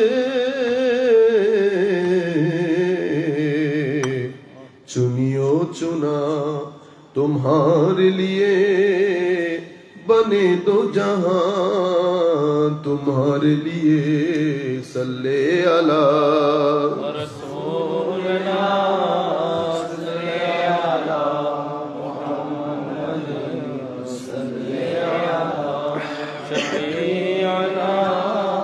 সাল্লে আলা মুহাম্মাদিন। এখন দেখেন, আমেরিকা বলেন, ইংল্যান্ড বলেন, সব বড় বড় বিশ্ববিদ্যালয়, তাদের ক্রাইম রেটও বেশি, রেপও বেশি, ড্রাগ ডিলিংও বেশি, আত্মহত্যাও বেশি। আবার ব্রাশ ফায়ার করে 10-12 জন একসাথে মেরে ফেলো তাদের দেশে, ঠিক না? এগুলা কেন হয়? ডিপ্রেশনে তারা কোটি কোটি টাকা খরচ করে। তাহলে এগুলা কেন হচ্ছে? আপনি বুকের খাদ্য দেন নাই। বুকের খাদ্য কি? বুকের খাদ্য হচ্ছে জিক্রে ইলাহি, আলা বিযিক্রিল্লাহি তাতমাইন্নুল কুলুব। আপনি যদি এখানে শান্তি করতে চান, তো আপনার জীবনকে হায়াতে তৈয়বা করতে হবে। এখন আপনি যদি বলেন হুজুর একটু দোয়া করেন, তো হুজুরও দোয়া করতেছে, আল্লাহ হায়াতে তৈয়বা নসিব করেন, হায়াতে তৈয়বা নসিব করেন। মনে রাখবেন, হায়াতে তৈয়বা এটা পিজা না, পিজা আপনি অনলাইনে অর্ডার করছেন, শুরু করে আপনার ঘরে চলে আসবে না। হায়াতে তৈয়বা এটা আল্লাহ রাব্বুল আলামিনের একটা পরিকল্পনা, এটা একটা প্রক্রিয়া, এটা আল্লাহর একটা সুন্নত আছে। এটা কিভাবে আপনার ঘরে আসবে? হায়াতে তৈয়বার জন্য 2টা জিনিস সব, একটা ঈমান, একটা আমল, ভালো কাজ। আমার আল্লাহ বলছেন, নারী হোক পুরুষ হোক, যারাই ঈমান আনবে, সৎকর্ম করবে, ফালনুহিয়ান্নাহু হায়াতান তাইয়্যিবা, আমি তাদেরকে হায়াতে তৈয়বা দান করব। হায়াতে তৈয়বা মানে স্থির জীবন, শান্তিপূর্ণ জীবন, সুখ সমৃদ্ধ জীবন। এটা আসে কিভাবে? এটা ঈমান ছাড়া আসে না, এটা আমালে সালেহা ছাড়া আসে না। ঈমান কি জিনিস? ঈমান এশকে রসুলের নাম। আপনি যখন এশকে রসুল বলবেন, সেখানে তাজিমে সাহাবা, তাজিমে আহলে বাইত, মুহাব্বতে আহলে বাইত, নিসবতে আউলিয়া সবকিছু সম্পৃক্ত। আপনারা বুঝতে পেরেছেন? এশকে রসুল এটা একটা প্যাকেজের নাম। শুধু এশকে রসুল করলেন, কোন একজন সাহাবীর সমালোচনা করলেন, তাইলে আমি আপনাকে কি বলবো? আপনার এশকে রসুল পারফেক্ট হয় নাই। বুঝতে পেরেছেন? আপনি এশকে রসুলের নাম দিলেন, আলে বাইতে রসুলকে কথা বললেন। আপনি এশকে রসুলের নাম দিয়ে সাহাবায়ে কেরামের ব্যাপারে কথা বলবেন। তা আমাকে আলটিমেটলি আপনার ওই নাম শিয়াদের লিস্টে রাখতে হবে। বুঝতে পেরেছেন? আবার আপনি যদি এশকে রসুলের নাম দিয়ে আলে বাইতে রসুলের সামনে বেয়াদবি করেন, অথবা এখানে ইফস এন্ড বাটস দেখান, তা আমি আপনাকে আপনার নাম খারেজিয়তের লিস্টে ফেলতে হবে। বুঝতে পেরেছেন? এটা একটা মাইন্ডসেট। আহলে সুন্নাত ওয়াল জামাতকে আমি নিজেকে কখনো সুন্নি বলবো না, আপনিও বলতেছি, এটা আমি আমাদের জন্য বলতেছি না, বাইরের জন্য বলতেছি। আপনারা কেমনে সুন্নি হইলেন? আমাকে এক ব্যক্তি বলতেছেন আর কি বাইরে। আমি বলতেছি, আমি তো বলতেছি না আমি সুন্নি, আমি একটা প্যারামিটার বলি, এটা যদি আপনার মধ্যে থাকে আপনি সুন্নি, আমার মধ্যে থাকলে আমি সুন্নি। কি প্যারামিটার? আল্লাহ আমার নবীর এশকের কথা শুনে যেই ব্যক্তির চোখ দিয়ে পানি পড়বে, সিনার মধ্যে আরাম পাবে, সেই ব্যক্তি সুন্নি। এখন এটা যদি আপনার ভিতরে থাকে আপনি সুন্নি, আমার ভিতরে থাকলে আমি সুন্নি। আল্লাহ আপনি বুকে হাত দিয়ে বলেন, আপনি আল্লাহ রসুলকে সাক্ষী রেখে বলেন, আল্লাহর কসম করে বলেন, স্টেজের মধ্যে সারা জিন্দেগি আমার নবীর এশকের কথা, আদমের কথা, তাজিমের কথা কারা বলে? আপনি বলেন। আমি বলতেছি সুন্নি, আমি নামই নেব না, আপনি বলেন। আমার নবীর থুতু মুবারক নিয়ে সাহাবায়ে কেরাম মুখে মুখে লাগাচ্ছে, আমার নবীর নখ মুবারক, চুল মুবারক, আমার নবীর ঘাম মুবারক, এই যে আমার নবীর এশকের কথা, মহব্বতের কথা, তাজিমের কথা, নাক পড়ে পড়ে কাঁদে, কারা? আপনি বলেন। আমি বলতেছি, আমি নিজেকে নিজে বলবো না, আপনি বলেন। যদি আপনি করে থাকেন তা আপনি সুন্নি। আপনারা বুঝতে পারতেছেন? তাইলে ইমানের মার্কাজ, মেহওয়ার, যেটার উপর ইমান নির্ধারিত হয়, সেটা হচ্ছে এশক, তাজিম, আদবে রাসূল সাল্লাল্লাহু আলাইহি ওয়াসাল্লাম। তো যেই ব্যক্তির ভিতরে এশকে রাসূল থাকবে, সেই ব্যক্তির ভিতরে ইমান আছে, সেই ব্যক্তি কখনো ডিপ্রেশনে আসবে না। তাইলে আমি বলতেছি, এশকে রাসূলের মধ্যে আরো তিনটা জিনিস জড়িত: হুব্বে আলে বাইত, তাজিমে সাহাবা, নিসবতে আউলিয়া। এই দুইটা, তাজিমে সাহাবা, সাহাবার শানে বেয়াদবি, আলে বাইত রাসূলের শানে বেয়াদবি, এটা আপনাকে কুফর পর্যন্ত নিয়ে যাবে। বুঝতে পেরেছেন? কারণ আপনি একটা ভাইরাস যখন গিলেছেন, 10 ভাইরাস আপনাকে অ্যাটাক করবে, আপনার ভিতরটা দুর্বল করে ফেলবে, ক্যান্সার হয়ে যাবে আকীদার, শরীরের মধ্যে। আপনারা বুঝতে পেরেছেন? নিসবতে আউলিয়ার ক্ষেত্রে তাকফীর, কুফরের পর্যায়ে হয় না, কিন্তু আপনার ঈমান অনিরাপত্তায় পড়ে যায়। কেন? আউলিয়ায়ে কেরামের শানে বেয়াদবি করলে আল্লাহ যুদ্ধের ঘোষণা দেন, মানে আপনি আল্লাহর সাথে যুদ্ধ করে পারবেন না, তো আপনার ঈমান অনিরাপদ হয়ে যায়। সেই কারণে আমি আপনাদেরকে কি বলছি, হায়াতে তাইয়্যিবার মূল হচ্ছে ঈমান এবং আমলে সালেহ। ঈমান আমার নবীর এশক, মহব্বতের নাম। এশক আরো তিনটা জিনিসের নিসবতকে ওয়াজিব করে দেয়। ফুল প্যাকেজ হলে তখন আপনি বলতে পারবেন আপনার ভিতরে মহব্বত আছে, ঈমান আছে, আপনি সুন্নি মানুষ। আপনারা বুঝতে পেরেছেন? আমলের ক্ষেত্রে আমল আবার দুই ধরনের, একটা আল্লাহ কেন্দ্রিক, একটা বান্দা কেন্দ্রিক। আমরা কি করি? নামাজ পড়ে এসে রিকশাওয়ালার মুখে থাপ্পড় মেরে দেয়, আপনি গন্ডগোল করে ফেলছেন, আপনি আমল বুঝতে ভুল করছেন। আপনি নামাজ পড়ছেন তো, আমার নবী, আমাদের হযরত আলী কারামাল্লাহু ওয়াজহুল কারীম, মুসল্লি 5 ধরনের হয়, অথবা আপনি 4 ধরনের চান। মুসল্লি কয় ধরনের হয়েছে? 4 ধরনের। এক ধরনেরকে বলে মুসল্লি মুকাররব। এরা কোন মুসল্লি? যাদের নামাজের মাধ্যমে আল্লাহর নৈকট্য অর্জিত হয়ে বেলায়েতের মাকাম পেয়ে যান। তাইলে আমার নামাজ আর আল্লাহর ওলিদের নামাজ এক হইল? এক হয় নাই। আচ্ছা, দ্বিতীয় মুসল্লি কারা? দ্বিতীয় মুসল্লি হচ্ছে মুসল্লি মুফলেহ। মুফলেহ মানে এরা সফল। এরা কারা? কদ আফলাহাল মুমিনুনা আল্লাযীনা হুম ফি সালাতিহিম খাশিউন। যাদের নামাজের মধ্যে একাগ্রতা আছে। একাগ্রতা এটা কি? একাগ্রতা মানে উনি যখন নামাজে দাঁড়িয়েছেন, ওনার ভিতরও নামাজে দাঁড়িয়েছে। উনি যখন মুখে আল্লাহু আকবার বলতেছেন, ওনার অন্তঃকরণে আল্লাহু আকবরের ধ্বনি প্রতিধ্বনিত হয়। উনি যখন সুবহানা রাব্বিয়াল আযীম বলেন, ওনার অন্তঃকরণে আল্লাহর আজমতের সমুদ্রের মধ্যে ওনার ভিতরের জগৎ সাঁতার কাটে তখন। বুঝতে পেরেছেন? এদেরকে বলে মুসল্লি মুফলিহ। এরা সফল, এরা সফল। এদের নামাজের মাধ্যমে এরা আল্লাহর নৈকট্য পায়। এদের নামাজের মাধ্যমে এরা রুকুর যোগ পায়, সিজদার যোগ পায়। এদের মধ্যে একটা সত্যিকার অর্থে আল্লাহর তাওহীদ প্রতিষ্ঠিত হয়। এরা হচ্ছে মুসল্লি মুফলিহ। তৃতীয় প্রকার বলে মুসল্লি মাহজুর। মুসল্লি মাহজুর কারা? মুসল্লি মাহজুর হচ্ছে আমাদের মতো লোকগুলা। আমি দাঁড়াইছি, মনকে টেনে টুনে এনে দাঁড় করাইছি নামাজের মধ্যে, 2 মিনিটের মধ্যে মন নাই, গেছে আরেক জায়গায়। আমি আমার মতো করে, যেহেতু আমরা ডেইলি নামাজ করি, এটা প্র্যাকটিস হয়ে গেছে, কিন্তু আমাদের নামাজের মধ্যে আমাদের মন থাকে না। যখন নামাজের মধ্যে মন থাকে না, তো আপনি নামাজ পড়লে, আপনি যখন সূরা ফাতিহা পড়েন, আল্লাহ কিন্তু আপনার সাথে কথা বলে।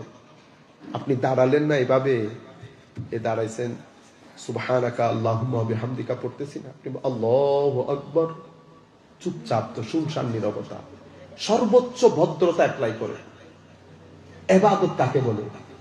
ইবাদত বলে তাযাল্লুল, মানে আপনি যতটুকুন ভদ্র হতে পারেন, লাস্ট সীমানা, সেই পরিমাণ ভদ্র হয়ে আল্লাহর দরবারে দাঁড়াবেন, আদা ব্যান্ড হবে। অতঃপর আপনার শরীরের সর্বোত্তম অংশ মাথা, সেই মাথার সর্বোত্তম অংশ কপাল, সেই কপালকে যখন আস্তা মাটির মধ্যে রেখে দিবেন আল্লাহর বরত্বের বর্ণনা করে, সেটাকে সালাত বলে, ইবাদত বলে। সেটা আপনার দাঁড়ানো, রুকু সবকিছু থেকে আসতে হবে, বোঝা যেতে হবে যে মানুষ নামাজ পড়ছে। তো আমি যখন দাঁড়াবো আমার ভিতরও দাঁড়াইতে হবে, মানে আমি দাঁড়াইলাম আমার ভিতর দাঁড়াইলাম, আমি টানাটানি করতেছি, এই বের হয় আমি ঢুকাই, বের হয় ঢুকাই, এটাকে বলে মাজুর। আমার আল্লাহ এদেরকে ক্ষমা করে দেবেন হয়তো, আল্লাযিনা জাহাদু ফিনা লানাহদিয়ান্নাহুম সুবুলা। তৃতীয় প্রকার, চতুর্থ প্রকার মুসল্লি, এরা কে? মুআকাব। আল্লাহুম্মা সাল্লি আলাইহি আসসালামু আলাইকুম। সালাতুন ইয়া রাসূলুল্লাহ আলাইকুম সালামুন ইয়া হাবিবাল্লাহ আলাইকুম। আমি বুঝাতে চাইতেছি, এরপরে আরেক ধরনের মুসল্লি আছে। এই ধরনের মুসল্লিদেরকে আল্লাহ শাস্তি দান করে। চিন্তা করতে পারবেন, মুসল্লি আবার শাস্তি পাবে। এরা কারা? এরা ফাওয়াইলুল লিল মুসাল্লিন। এরা এমন মুসল্লি যারা নামাজের রুকুন আরকানের আদাবের খেয়াল করে না, ওয়াক্তের খেয়াল করে না। সে তার কাজের মধ্যে থাকে, নামাজের ওয়াক্ত শেষ হয়ে যাচ্ছে, তাড়াহুড়া করে পড়ে, আদব নাই, রুকুন আরকানের ঠিক নাই, মানুষকে দেখানোর জন্য নামাজ পড়ে। এই মুসল্লিকে আল্লাহ সাজা দেয়। যেন আমার নবী হাদিসে পাকের মধ্যে আমার নবী ইরশাদ করেছেন যে যেই নামাজের মধ্যে মাল্লাম তানহাহু সালাতুহু আনিল ফাহশাই ওয়াল মুনকার লা সালাতা লাহু, অন্য riwayat-এর মধ্যে আসছে মাল্লাম তানহাহু সালাতুহু আনিল ফাহশাই ওয়াল মুনকার লাম ইয়াজিদ মিনাল্লাহি ইল্লা বু'দা, আও কামা ক্বালা নবী সাল্লাল্লাহু আলাইহি ওয়াসাল্লাম। যে ব্যক্তির নামাজ তাকে অশ্লীল খারাপ কাজ থেকে বিরত রাখে নাই, সেই ব্যক্তির নামাজ তাকে আল্লাহ থেকে দূরে সরিয়ে দেয়। আর অন্য হাদিসের মধ্যে আমার নবী বলছে তার কোনো নামাজই নেই, অর্থাৎ তার নামাজ পরিপূর্ণ না, তাকে উল্টা ফাওয়াইলুল লিল মুসাল্লিন বলছে আমার আল্লাহ, মানে আমার আল্লাহ তাকে শাস্তি দিবে, ধ্বংসপ্রাপ্ত মুসাল্লি। 4 ধরনের হয়ে গেল না? কিন্তু আমরা যারা স্বাভাবিকভাবে নামাজ দোয়া পড়ি, আপনি দেখেন আমাদের 30 বছর 40 বছর পর্যন্ত নামাজ পড়েছে, আমাদের নামাজের কোয়ালিটির মধ্যে কিন্তু কোনো পরিবর্তন আসে না, যেই লাভ সেই করবে। এটা কেন? কারণ আমরা কোনোদিন চিন্তাও করি না যে এখানে একটা পরিবর্তন আনতে হবে। আমি আল্লাহর দরবারে দাঁড়িয়েছি। মনে রাখবেন, আপনার নামাজ এবং আপনার সামগ্রিক জীবনের অরাজকতা এটা একসাথে কখনো যাবে না। নামাজ হলে নামাজের সাথে মুনাফিকি যাবে না। আমরা সামগ্রিকভাবে আমাদের জীবনে এই জিনিসগুলো কখনো কনসেন্ট্রেটই করি না, আমরা কখনো চাই নাই। তো যেই ব্যক্তি চায় না, আমার আল্লাহ তাকে তৌফিক দেয় না। আমার আল্লাহ তৌফিক তাকে দেয় যেই ব্যক্তি অন্তঃকরণে সেটা কামনা করে। যে ব্যক্তি চাই যে আমি এখান থেকে বের হয়ে এখানে আসি, আমি আল্লাহর কুরবত চাই। আপনি যখন বারবার ঘরের দরজা নক করবেন, ঘরের দরজা নক করবেন, মা না খুলে পারেন, আমার আল্লাহ সেরকম। আপনি যখন ঘরের দরজা নক করতে করতে পরে বলছে আচ্ছা দফা কর, আজা তুই এসে যা। যখন আমার আল্লাহ দরজা খুলে দেন, তখন ব্যক্তির জীবন ভদ্র, নম্র, সহনশীল, উদার, ধৈর্যশীল হয়ে যায়। যাই হোক, আমরা আপনাদেরকে বুঝাইতে চাচ্ছি যে মানুষের এই ভিতরের খাদ্য, এই ক্ষুধা নিবারণ করে সংস্থা একটা দিন। হযরত নূহ আলাইহিস সালামকে আল্লাহ নৌকা বানাইতে বললেন কেন? আমার আল্লাহর পক্ষ থেকে আল্লাহ যেমন আপনার এখানে খাদ্যের ব্যবস্থা করেছেন, আল্লাহ যেমন এখানে একটা পরিবেশ দিয়েছেন, ওয়েদার দিয়েছেন থাকার জন্য পৃথিবীতে, সেভাবে আমার আল্লাহ আপনাকে হেদায়েত দান করেছেন। কেন? কারণ ফল ফ্রুট দিয়ে পেটের খিদা নিবারণ হবে। আর আমি যদি ওয়েদার দিয়ে, আমি এখানে থাকার জন্য আমার স্বাস্থ্য মতো হবে, আর আমার মনের ক্ষুধা নিবারণ করবে আল্লাহর পক্ষ থেকে প্রেরিত হেদায়েত। সেই হেদায়েত যদি আপনি গ্রহণ করেন, তো আপনার হায়াতের তৈয়বা নসিব হবে, দুনিয়ার জীবনও সম্মান, কবরের জীবনও সম্মান। আর আপনি যদি এই হেদায়েত গ্রহণ না করেন, কোনো অসুবিধা নাই, আপনি চলতে পারবেন। কারণ এই পৃথিবীতে জীবন যাপনের জন্য আপনার হেদায়েতের দরকার, আপনি খেয়ে পরে চলে যেতে পারবেন। আপনি বুঝতে পারবেন, যেহেতু আল্লাহ আপনাকে ব্রেইন দান করেছেন, খাদ্য আছে, আর আমার আল্লাহ রহমান। আমার আল্লাহ আপনি এখানে মানতেছেন কি মানতেছেন না এগুলা কেয়ার করেন না, আপনার প্রয়োজন মাফিক আমার আল্লাহ রহমত করে ফেলবেন আপনাকে। কিন্তু একটা জিনিস মাথায় রাখবেন, পৃথিবীর জীবনে হায়াতের তৈয়বা নসিব হবে না। হায়াতের তৈয়বা নসিব হবে যদি হেদায়েত গ্রহণ করেন। হায়াতের তৈয়বা মানে স্থির জীবন, শান্তিপূর্ণ জীবন, কানাত আমিনাতাম মুতমাইন্না। এমন জীবন যেই জীবনে স্যাটিসফ্যাকশন আছে। আপনার জীবন থাকবে অস্থির জীবন, আপনার জীবনে স্থিতিশীলতা থাকবে না, পারিবারিক জীবনের মধ্যে শান্তি থাকবে না, ছেলে মেয়ে নিয়ে আপনি সুখ শান্তত্ব জীবন পরিচালনা করতে পারবেন না, আপনার মেয়ে আপনার কথা শুনবে না, ঘরের মধ্যে আগুন জ্বলবে, পাগল হয়ে যাবে, অতঃপর আপনাকে ডিপ্রেশনে পেয়ে বসবে, অতঃপর আপনি মদ্যপানে যেতে হবে। এগুলো সব একটার সাথে একটা ইন্টারলিঙ্ক। কেন? আপনি আমার নবীর দিন ছেড়ে দিয়েছেন। তো দিন যদি আপনি রাখেন, নূহ আলাইহিস সালামের নৌকায় উঠতে পারবেন। দিন যদি না রাখেন, ওই সমুদ্রে ডুবে মরতে হবে। এখন কিন্তু আর সমুদ্রে ডুবে মরতে হচ্ছে না, কারণ আমার নবী আছেন রাহমাতুল্লিল আলামিন। আযাব এখন আসবে না। এখন আপনি কি ফিল করবেন? তো এখন হচ্ছে আপনি ডিপ্রেশন, অশান্তি। আপনি অশান্তি থেকে নিজেকে বাঁচাতে পারবেন না। আপনার এই জায়গার হেদায়েত কি জিনিস? হেদায়েত দিন। দিন কি জিনিস? দিন হচ্ছে আকীদা, আমল, আধ্যাত্মবাদ, শরীয়ত, তরিকত, মারিফত। এখন এই জিনিসগুলা আপনাকে কে শিখাবে? আপনি কোত্থেকে শিখবেন? এগুলা শিখাই হচ্ছে বর্তমান আমার নবী থেকে সাহাবায়ে কেরাম, তাবেঈন, আতবাউ তাবেঈন, অতঃপর পৃথিবীতে পরিবর্তন এসেছে। এরপর আমরা ইনস্টিটিউশনের মধ্যে চলে গেছি, শিক্ষা প্রতিষ্ঠানের মধ্যে। এই জিনিসগুলা পাবেন আপনি শিক্ষা প্রতিষ্ঠানে। তাহলে বর্তমানে এশিয়া মহাদেশে আমাদের জামিয়া সহ আরো আহলে সুন্নাত ওয়াল জামাতের যে সমস্ত মাদ্রাসাগুলো সব মিলায়, কিন্তু এই ক্ষেত্রে একটা জিনিস মাথায় রাখবেন যে এখানে হিংসা বিদ্বেষের জন্য না, এখানে একটা জিনিস মাথায় রাখবেন, এখানে জামিয়ার কোনো জুরি নাই, জামিয়ার কোনো মেসাল নাই। হয় না আল্লাহ রাব্বুল আলামিন একটা জিনিসকে মেসাল বানান, মেসালি বানান, একটা জিনিসকে সিম্বল হিসেবে তৈরি করেন, একটা জিনিসকে আপনি মডেল বানান, ব্র্যান্ড বানান। জামিয়া হচ্ছে সুন্নিয়তের ব্র্যান্ড। আপনারা বুঝতে পেরেছেন? এটা আল্লাহ। এখন আমি এটার জন্য যদি হিংসা করি, আমি হিংসা করে লাভ নাই। তো এটা আপনার মানসিক হবু দেবো আমার বাপ বড্ডু গলতে না, আমার বাপে কি কেন হাইকেল দেয় না, এলেন হবু। এই তাহলে আমাদেরও হুঁশ থাকতে হবে। এটাকে বলে ইম্পেরিয়ালিজম, মানে আই এম দি বেস্ট। আমি আই এম দি বেস্ট বলবো না, বুঝতে পেরেছেন? কিন্তু একটা জিনিস মাথায় রাখবেন যে আপনারা আবার আমাকে ভুল বুঝবেন না। আমি আপনারা যেটা মনে করতেছেন সেটা না। একটা জিনিস এতটুকু তো বুঝতেছেন, চিটাং বিশ্ববিদ্যালয়ের, চট্টগ্রামে আরো অনেক প্রতিষ্ঠান আছে না, কিন্তু চিটাং বিশ্ববিদ্যালয়ের কোনো জুরি আছে? কোনো জুরি নাই। আমি চিটাং বিশ্ববিদ্যালয়কে তোলা মানে আরেকগুলাকে নিচে নামানো না, এটার মকামটা বুঝানো। বুঝতে পেরেছেন? বৃহস্পতিবারও বার, রবিবারও বার। বৃহস্পতিবার রবিবার কি সব স্ট্যাটাসের দিকে এক না? আমি যখন বৃহস্পতিবারের কথা বলবো তো রবিবার রাগ করে লাভ আছে? লাভ নাই। আমি বলতেছি সব বার। তো জামিয়ার অবস্থান বৃহস্পতিবার, জামিয়ার অবস্থান বৃহস্পতিবার। দোয়া করবেন, সামগ্রিকভাবে সহযোগিতা করবেন। এবং আমি মাঝে মধ্যে চোখ বন্ধ করে চিন্তা করি, জামিয়া নাই ফর এক্সাম্পল, কারণ আমরা তো পুরো বাংলাদেশ ঘুরতেছি, এখন আমরা তো দেখতেছি পজিশন কোনটা কি। জামিয়া না থাকতো এখানে মানে হয় না খলবলি, আপনি মানুষ খুঁজে পেতেন না। সেই কারণে আবার আমরা সবাই সর্বাত্মক সহযোগিতা জামিয়ার উপর। মনে রাখবেন, জামিয়া এটা সিম্পল, সেটাকে একটা ইট দেওয়ালের ঘর মনে করিয়েন না। জামিয়া শুধু ইট দেওয়ালের, আপনাদের ঘর ও ঘর, জামিয়ার ঘর ও ঘর, এইটা এরকম না।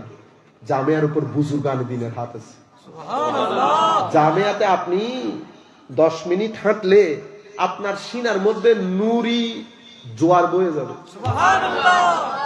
যেগুলো আমরা লাভ পাই সেগুলো আমরা আপনাদেরকে বলতেছি, যেগুলো আমরা করি।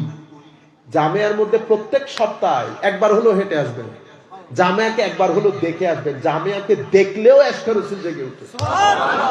জামিয়াকে দেখার মধ্যে ফায়দা আছে।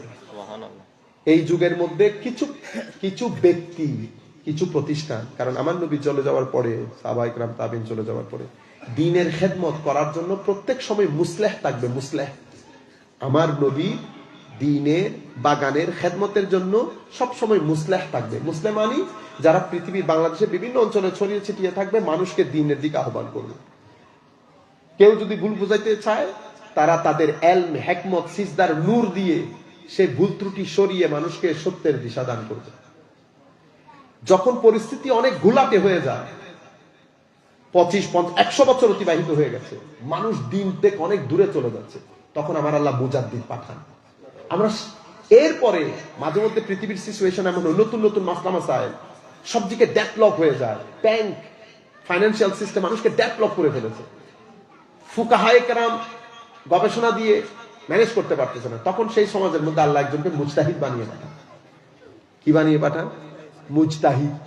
উনি কি করেন, মডার্ন মাসলা মাসাইল গুলাকে কোরআন হাদিসের আলোকে সলভ করে দিয়ে চলে যান আগামী 100 বছরের জন্য। মুস্তাহিদ বলেন, মুজাদ্দিদ বলেন, মুসলে বলেন, যেখান থেকে উঠে আসে সেটাকে মাদ্রাসা বলে। সেটাকে কি বলে? মাদ্রাসা বলে। তাইলে আমরা মাদ্রাসা থেকে কি বলতে পারবি? মাদ্রাসাকে বলতে পারবো মাদ্রাসা হচ্ছে মুসলেহ, মুজাদ্দিদ এবং মুস্তাহিদ, এই তিনটার প্রোডাকশন সেন্টার। এবং এই প্রোডাকশন সেন্টারের মধ্যে জামিয়ার অবস্থান কি? জামিয়ার অবস্থান হচ্ছে পিএইচপি। মানে ইন্ডাস্ট্রি জগতের মধ্যে পিএইচপির একটা অবস্থান আছে না, জামিয়ার অবস্থান সেরকম। সুতরাং এটা আল্লাহর খাস দয়া, আমার নবীর নেগাহে করম এবং আউলিয়া বুজুর্গানে দিন মাশায়েখে হযরতের যদি পরিপূর্ণ নেগা না থাকে, বুঝতে পেরেছেন, এটা অসম্ভব। এটা তবে মনে রাখবেন, একটা হচ্ছে নিয়ামত অর্জন করা, আর একটা হচ্ছে সেই নিয়ামতকে রক্ষা করা। অর্জন করা সহজ, রক্ষা করা অনেক কঠিন। রক্ষার মধ্যে সবাইকে পরীক্ষা দিতে হয়। পরীক্ষা দেওয়ার সময় হুঁশ করবেন, পরীক্ষার জন্য জিহাদে আকবর লাগে। কি লাগে? জিহাদে আকবর। অর্জন করার জন্য জিহাদে আসগর, অর্জন করে ছোট জিহাদ, রক্ষা করা বড় জিহাদ। ছোট বদরের যুদ্ধ ছোট জিহাদ আমার নবীর হাদিস অনুযায়ী। বড় জিহাদ কোনটা? কোন নফসের সাথে। এই যে নফসের গ্রাম থেকে রুহের গ্রামে সফর করা, এটা বড় জিহাদ। এই জন্য রক্ষার চেয়ে, এই জন্য অর্জনের চেয়ে রক্ষা করা অনেক কঠিন। এখন আমাদের সবার পরীক্ষা, আমরা সেটাকে কিভাবে রক্ষা করব? যে আন্দাজে রক্ষা করা দরকার সেই আন্দাজে রক্ষা করব, দোয়া করব, সহযোগিতা করব। সামগ্রিকভাবে আমার নবীর এই গার্ডেন, এই বাগানের প্রোটেকশন হিসেবে আমরা সবাই মনে করবো আমরা ডিভাইন প্রোটেক্টর। এটা ইস্পাত, কঠিন ইস্পাতের মতো আমরা চতুর্দিক থেকে জামিয়াকে হেফাজত করব। জামিয়া হেফাজত করলে সুন্নিয়তের গায়ে পানি পড়বে, সুন্নিয়ত জিন্দা থাকবে। আমরা দোয়া করি আল্লাহর দরবারে, যারা জামিয়ার একেবারে শুরু থেকে এই পর্যন্ত পড়িয়ে টাকা দিয়ে বিভিন্নভাবে সহযোগিতা করেছেন, মাওলাই করিম প্রত্যেক ব্যক্তিকে যেন আহসানুল জাযা দান করেন, নেয়ামুল বদল দান করেন, দিন দুগুনি রাত চৌগুনি তরক্কি দান করেন। সেটা একেবারে আমাদের গেটম্যান কামাল ভাই থেকে শুরু করি। সম্মানিত উপস্থিতি, আমি আপনাদেরকে যেটা বলতে চাইছিলাম, সমস্যা কোথায়? সমস্যার মধ্যে আপনারা লা ইলাহা ইল্লাল্লাহর মধ্যে এই সমস্যাগুলো বুঝছেন। এখানে কি কি সমস্যা হচ্ছে? প্রথম, এইতিজমের সমস্যা। ঠিক আছে, মোরালিটি কে ঠিক করবে? এটাও আমরা ঠিক করবো। কালচারের নাম দিয়ে এটা আমরা, পলিটিক্সের মধ্যে দিন থাকতে পারবে, সবকিছু আমরা। তো এখানে বড় চ্যালেঞ্জ হয়ে গেছে।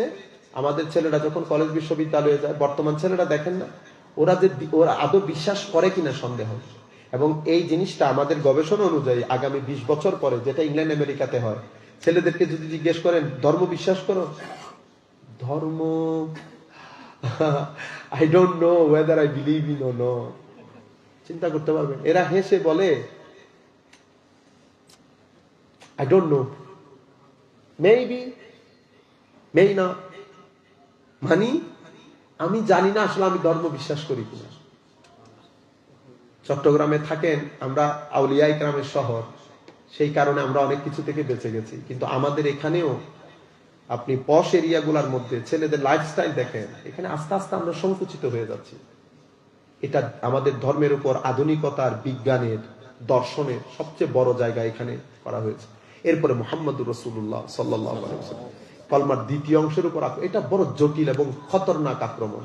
এই আক্রমণের মধ্যে একটা হচ্ছে তানকিসে নবুয়ত, আমার নবীর নবুয়তকে খাটো করা, ছোট করা, নবীর সাথে বেয়াদবির বাজারকে গরম করা, নবীর সাথে সাধারণ শব্দগুলো ব্যবহার করা, নবীর মা বাবা নিয়ে কথা বলা, নবীর জ্ঞান নিয়ে কথা বলা, নবীর সৃষ্টি নিয়ে কথা বলা, নেগেটিভলি পৃথিবীর কাছে প্রেজেন্ট করা, এটা একটা বড় সমস্যা। আরেকটা বড় সমস্যা হচ্ছে আলে বাইতে রাসূলের শানে বেয়াদবি করা। আরেকটা বড় সমস্যা সাহাবায়ে কেরামের শানে বেয়াদবি করা। আরেকটা বড় সমস্যা আউলিয়ায়ে কেরামের শানে বেয়াদবি করা। এই সামগ্রিক বিষয়গুলা, কাউকে আমরা কাদিয়ানি বলছি, কাউকে খারেজি বলছি, কাউকে রাফিজি বলছি, কাউকে শিয়া বলছি, মারকজ হচ্ছে আমার নবী সাল্লাল্লাহু আলাইহি ওয়াসাল্লাম। আপনারা এখানে এক ধরনের সমস্যা না, আমরা মাল্টিপল সমস্যার মধ্যে আছি। ঠিক আছে, এটা আমার নবী সাল্লাল্লাহু আলাইহি ওয়াসাল্লামকে কেন্দ্র করে। কেউ বলে আমার নবীর হাদিসের কোনো ভ্যালিডিটি নেই। আপনারা জানেন এই মুভমেন্টটা বাংলাদেশে কিভাবে বাড়তেছে? আপনারা হয়তো জানেন না, ঢাকা শহরের মধ্যে আমাদের স্কুলের, বড়শ্রী স্কুলের পাশে, এরা এই স্কুলটাকে ডাউন করার জন্য যেই পরিমাণ টাকা খরচ করে ওরা স্কুল করছে, সবাই ওখানে চলে যাচ্ছে। স্বাভাবিক। আমি হলে আমি দিতে চাইবো অনেক স্পেশাস, আমাদের তো আর অত টাকা নেই, কিন্তু আল্লাহ পাক জানে তাদেরকে টাকা আসে কোত্থেকে। কেউ তো জানেও না, কারণ এরা যে আল্লাহ রসুলের হাদিস অস্বীকার করে কেউ জানেও না। এবং এটা মুভমেন্টটা গত 5 বছরে বাংলাদেশে হু হু হু করে বেড়ে যাচ্ছে। আপনি সাতক্ষীরার সাইটে যান, চট্টগ্রামে বসে বসে অনেক কথা বলা সম্ভব, মায়ের কোলে বসে। সাতক্ষীরা আপনি নর্থ বেঙ্গলে যান, সমানে আপনার এই যে লামাজহাবিয়ত যেটা, এই যে আজকে আমি এয়ারপোর্টে নামাজ পড়ছি, এয়ারপোর্টে মানে আমার গা মাইজবান্ডারের দরবারে বক্তব্য দেওয়া পর্যন্ত চলছে। খবিস উঠছে, উঠে মাগরিবের নামাজের একামত দিচ্ছে, আল্লাহু আকবার আল্লাহু আকবার, আশহাদু আল্লা ইলাহা ইল্লাল্লাহ আশহাদু আন্না মুহাম্মাদুর রাসূলুল্লাহ, হাইয়া আলাস সালাহ হাইয়া আলাল ফালাহ, কদ কামাতিস সালাহ কদ কামাত। বাবা তোমাকে বলছে কে এখানে উঠতে? আমি তো ফ্লাইট মিস হয়ে যাওয়ার জোগাড় হয়েছে, আমি কোন রকম বের হোক, আমি নিতে পারতেছিলাম না। তাহা তো আপনারা সহ্য করবেন এগুলা আর কত? তুমি তারা বলছি এটা আপনি কি করলেন? কহজুর এটা না জায়েজ না জায়েজ না আপনাকে আপনি কি বুঝবেন দলিলা দিল্লা? কেন আমি বুঝবো না? আল্লাহ আপনি দলিল কাকে বলে যদি এটা আমাকে বলতে পারেন, দলিল কাকে বলে যদি এটা বলতে পারেন, এই মুহূর্তে আমার পকেটে যা টাকা আছে দিয়ে দিবে। দলিল কাকে বলে বলতে পারলে দলিলের অর্থ কি? ফাইজলামি পাইছেন আপনি? এতগুলা মুসলমান এখানে নামাজ পড়তেছে, আপনাকে কে বলছে একামত দিতে? আল্লাহ আপনি আমাকে জিজ্ঞান কেন গেছেন আপনি? তো কেন গেছি? আল্লাহ আপনি এই ফিতনাটা মানুষের মধ্যে ছড়াই দিতে, আপনাকে টাকা দেয়, আপনি মিনিমাম 10,000 টাকা করে পান মাসে। চুপ করে আচ্ছা ঠিক আছে হুজুর চলে যাচ্ছে। আপনারা বুঝতে পারতেছেন এই মুভমেন্ট আমার নবীর হাদিসের কোনো ভ্যালিডিটি নাই। আরেকজন বলতেছে মাযহাবের কোনো ভ্যালিডিটি নাই। আরেকজন বলতেছে সাহাবায়ে কেরাম সবাই কিছু কিছুর ব্যাপারে কথা আছে। আরেকজন বলতেছে আলে বাইতে রাসূলের কথা বেশি বললে শিয়া। আরেকজন বলতেছে এদিকে শাহজাদা ইয়াজিদ, আরেকদিকে বলে শাহজাদা ইমাম হুসাইন রাদিয়াল্লাহু। ও আপনারা বুঝতে পারতেছেন এই সামগ্রিক বিষয় আমার নবী কেন্দ্রিক হামলা। থার্ড হামলা যেটা করা হচ্ছে সেটা হচ্ছে অশ্লীলতার হামলা, আর্ট এন্ড কালচারের নাম দিয়ে। এখন আমাদের যুবক যখন সামনের দিকে আসতেছে এই তিনটা জিনিস সে ফেস করতেছে। আমার দায়িত্ব কি? হুঙ্কার মারা। আমার দায়িত্ব গ্রুপিং করা। আমার দায়িত্ব আমি বহুত বড় ঠিক এগুলা বলা। উম্মতকে বাঁচাইতে হবে না। তিনটা জায়গার হামলা। তা আমি যখন রাস্তার মধ্যে নামবো আমি এই চ্যালেঞ্জ গুলা বুঝতে হবে। ঘরের মধ্যে সবকিছুর ওষুধ বানাইতে হবে, প্রেসক্রিপশন লিখতে হবে। আমি এই তিনটা হামলাকে সামনে রেখে যদি প্রেসক্রিপশন দিতে না পারি আমাদের ছেলেরা বাঁচবে না। এরপর আপনি বুঝতে হবে না আমি যে কথাগুলো বলতেছি আমার ছেলেকে আমি কানেক্ট করতে পারতেছি কিনা, সে আমার কথা বুঝতেছে কিনা, আমি যে বিষয়ে কথা বলতেছি এই বিষয়ে আদৌ তার কোনো ইন্টারেস্ট আছে কিনা। আপনারা বুঝতে পারতেছেন? আপনি না মনে করতেছেন বেটা আপনি বহুত কিছু, কিন্তু সোসাইটি আপনাকে বহু কিছু মনে করতেছে কিনা you have to count it, you have to consider it. কারণ এখানে আমাদের ম্যাক্সিমাম লোক হচ্ছে রেশনাল লোক, কলেজ ইউনিভার্সিটিতে পড়া। আমি ট্রেডিশনাল লোক। আমি যখন রেশনাল লোককে কানেক্ট করতে চাইবো আমি তাদের ভাষায় তাদের সাথে কথা বলতে হবে। আমি যদি উগ্রতা দেখায়, আমি যদি হুঙ্কার মারি, আমি কখনো কানেক্ট করতে পারবো না। কিন্তু আমি যখন তার সামনে আসবো আমি এই তিনটা জিনিসকে নিয়ে সামনে যেতে হবে। সামনে গেলাম, ভাষা কিরকম হবে আমার? আমি যদি হুঙ্কার দেই, মনে রাখবেন আমাদের দায়িত্ব কাউকে হেদায়ত করা না। আমার দায়িত্ব আমার নবীর পক্ষ থেকে আনিত হেদায়ত মানুষের টেবিলে রাখা। সে ইচ্ছে করলে খাবে, সে ইচ্ছে করলে খাবে না, এটা তার বিষয়। আমার বিষয় তার মুখে ঠেলে খাওয়াই দেওয়া। ওয়ামা আলাইনা ইল্লাল বালাগ। কিন্তু আপনি প্রেজেন্টটা কিভাবে করবেন? প্রেজেন্টেশনের মধ্যে দুইটা জিনিস অবশ্যই আপনি এনশিওর করবেন। একটা হচ্ছে দলিল, আর একটা হচ্ছে আপনার ব্যবহার। আপনার ব্যবহারের মধ্যে যদি হার্শনেস থাকে, রুড হন, হুঙ্কার মারেন, এমনি করেন, সোসাইটি আপনাকে গ্রহণ করবে না। সোসাইটি আপনাকে এই সুন্দর জিনিসটা আমরা বুঝতে পারতেছি। আপনি মাথায় রাখবেন আমি যখন কথা বলতেছি তা আমার কথা শুধু এক ধরনের মানুষ শুনবে না তো। বাংলাদেশে যত কোটি মানুষ, আমি সবাইকে অ্যাড্রেস করতে হবে। আমি জানবো যে এখানে মুসলমান, এখানে এই ধরনের এই মেন্টালিটি, এই মেন্টালিটি, এই মেন্টালিটি। আমাদের নবী সাহেব হুজুরা, জালাউদ্দিন আল কাদিল্লাহ হাশমি সাহেব হুজুরা যখন তকরির করতেন, জাফর আহমদ বদরি সাহেব হুজুরা যখন তকরির করতেন, আল্লামা আবেদ শাহ মুজাদ্দিদ সাহেব হুজুরা যখন তকরির করতেন, আমাদের ওয়াহাবি ভাইরা শুনতেন না? রাস্তার মধ্যে দাঁড়ায় হলেও শুনতেন। কেন? ও লাখ ইখতিলাফ, কিন্তু কথা তো যেগুলো এলমি বলবে সেগুলো কিতাবও পাওয়া যাবে না। আপনারা বুঝতেছেন? আমরা চাচ্ছি সেই জামানা। আপনি আমার সাথে ইখতিলাফ করেন, কোনো অসুবিধা নেই, কিন্তু এতটুকু আপনি নিয়ে যাবেন যে আমি কিছু জানি এবং আপনার লাভ হচ্ছে। এটার মাধ্যমে আপনি মেইন স্ট্রিম সোসাইটিকে কানেক্ট করতে পারবেন, অ্যাড্রেস করতে পারবেন। আপনার ভাষার মধ্যে। এই জন্য আমার নবী সাল্লাল্লাহু আলাইহি ওয়াসাল্লাম বলতেছেন, আমার নবী কওলে লাইয়িন, আমার নবীকে বলতেছেন আল্লাহ ফাবিমা রাহমাতিন মিনাল্লাহি লিনতা লাহুম ওয়া লাউ কুনতা ফাজ্জান গালিজাল কলব লানফাদ্দু মিন হাওলিক। আপনারা এই আয়াতগুলো আমাদের পড়া দরকার। হাবিব, আপনার উপর আল্লাহর বড় দয়া, আপনি অনেক জেন্টল, অনেক ভদ্র, অনেক নম্র। আপনি যদি কঠিন, কর্কশ, রুড হতেন, কেউ আপনার আশেপাশে আসতো না। এই জন্য আমার নবী সাল্লাল্লাহু আলাইহি ওয়াসাল্লাম হাদিসে পাকের মধ্যে বলেছেন, ইন্নাল্লাহ ইউহিব্বুর রিফ, ইন্নাল্লাহ রাফিক ইউহিব্বুর রিফ। আমার আল্লাহ অনেক জেন্টল, নম্র, আমার আল্লাহ নম্রতাকে পছন্দ করেন। ওয়া ইউতি আলা রিফ, এবং নম্র মানুষকে অতটুকুন দান করেন যেটা আল্লাহ কর্কশ, কঠিন প্রাণের মানুষকে দেন না। এবং যাকে আল্লাহ নম্রতা দিয়েছেন, পুরা খাইর বরকত তাকে দিয়ে দিয়েছেন আল্লাহ। যে ব্যক্তি নম্রতা থেকে বঞ্চিত, সে সমস্ত ভালো আমল থেকে, ভালো খাসলত থেকে বঞ্চিত। আমার নবীর হাদিস। আপনি যখন, এই জন্য আমার নবী বলছেন ইয়াসসিরু ওয়ালা তুআসসিরু, মানুষকে যখন দিন ধর্মের কথা বলবা সহজ করে দিও। বাশশিরু, সুন্দর সুন্দর কথা বলো। ওয়ালা তুনাফফিরু, মানুষের ভিতরে ঘৃণার উদ্রেক করিও না। আপনারা বুঝতে পেরেছেন? তো যুব সমাজের সামনে এই 2-4টা বড় সমস্যা। তো একটা সমস্যা তাদেরকে লা দ্বীনিয়তের দিকে নিয়ে যাচ্ছে, মানে দিনহীন জীবন। আরেকটা সমস্যা তাদেরকে অশ্লীলতার দিকে নিয়ে যাচ্ছে। আরেকটা সমস্যা তাদেরকে লা মাযহাবিয়তের দিকে নিয়ে যাচ্ছে। আরেকটা সমস্যা তাদেরকে আমার নবী সাল্লাল্লাহু আলাইহি ওয়াসাল্লামের দুশমনে পরিণত করছে।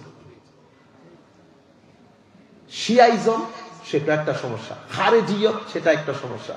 লা মাযহাবিয়ত, সেটা একটা সমস্যা। এইটিজম, সেটা একটা সমস্যা। আমরা যদি সব ইজম গুলাকে স্টাডি না করি, মেন্টালিটি না বুঝি, এবং এটাকে তুলে ধরার জন্য আমি অমুক খারাপ বলবে, কেউ শুনবে না। আমি পরিপূর্ণরূপে জিনিসগুলা শুনে বাজারে এসে মানুষ বুঝে মতো কথাগুলো বলতে হবে। বুঝতে পেরেছেন? সেই জন্য জামিয়ার যে ভূমিকা, সেই ভূমিকার কোনো মেসাল নাই। জামিয়ার যে ভূমিকা, সেই ভূমিকার কোনো মেসাল নাই।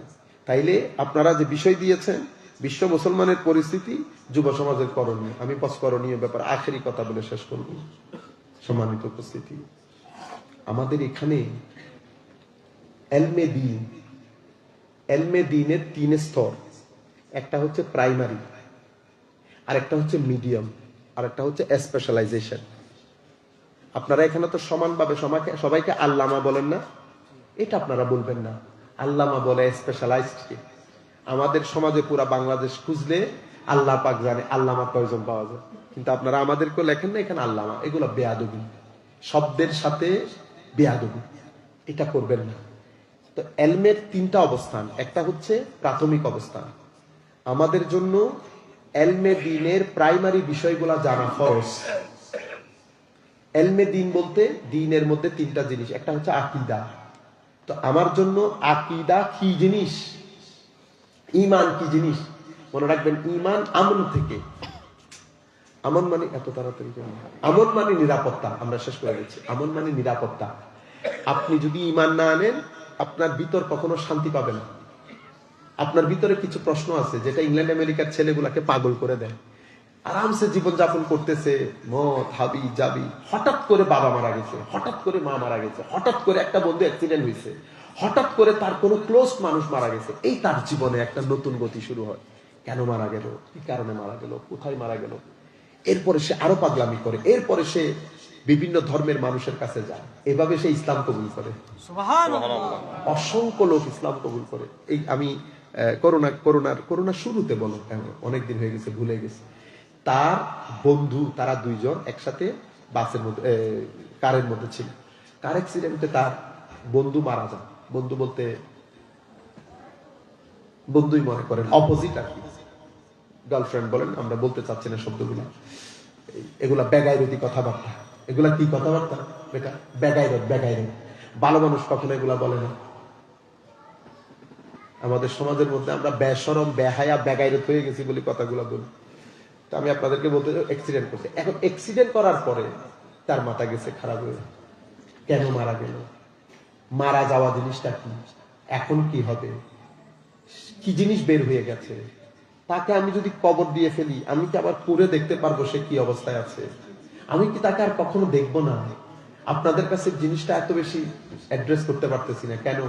কারণ আপনি ধর্মে বিশ্বাস করেন বিদায় এগুলো ব্লক হয়ে গেছে। আপনি বলতেছেন আল্লাহ, সব সলভ। কিন্তু যারা আল্লাহতে বিশ্বাস করে না, ধর্মে বিশ্বাস করে না, দিন দেখে নাই, তাদের জন্য তো পাগল করে দেওয়ার মতো। সে বিভিন্ন ধর্মের লোকের কাছে গেছে, ঘুরতে ঘুরতে ঘুরতে ঘুরতে সে আমাদের প্রতিষ্ঠানে আসছে। আমাদের প্রতিষ্ঠানে আসার পর আমি তাকে বলছি, এখন না বেটা, আমার মনে হয় মঙ্গলবার ছিল বা সামথিং, বৃহস্পতিবার আমাদের জিকির মাহফিল হয়, দরুদের মাহফিল হয়। আমি বলছি, বেটা you come on Thursday, will speak to you. আসছে থার্সডেতে, ঢুকাইছি উপরে অজু কালাম করে। আল্লাহ, আমি তোমার সাথে কোনো কথা বলবো না, তুমি শুধু 2 ঘন্টা কোণার মধ্যে বসে থাকবা। প্রোগ্রামের পরে আমরা তাবারুক গ্রহণ করব, তাবারুক খাওয়ার পরে কথা বলবো। আমি তো জানি জিকির ইলাহি, আপনি মসজিদের মধ্যে যখন আপনারা জিকির করবেন, দর্শ করবেন, জিকিরের মাহফিল, দরুদের মাহফিল করবেন, এটা আলাদা, সমাজের মধ্যে আলাদা একটা শান্তি থাকবে।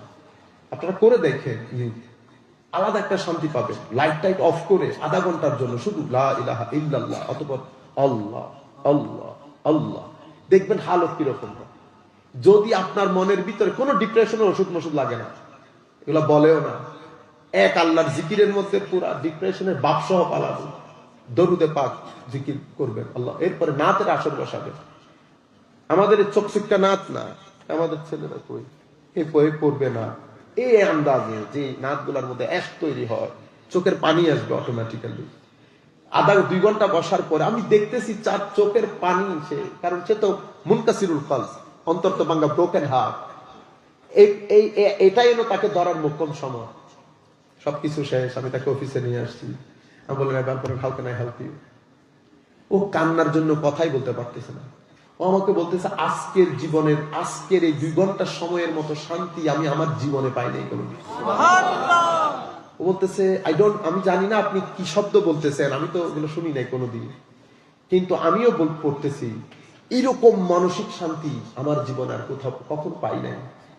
তখন সে আমাকে প্রশ্নগুলো রাখতেছে, তখন আমি তাকে আমার মতো করে ব্যাখ্যা করলাম। সে সপ্তাহখানেকও যায় না, এসে ইসলাম কবুল করে।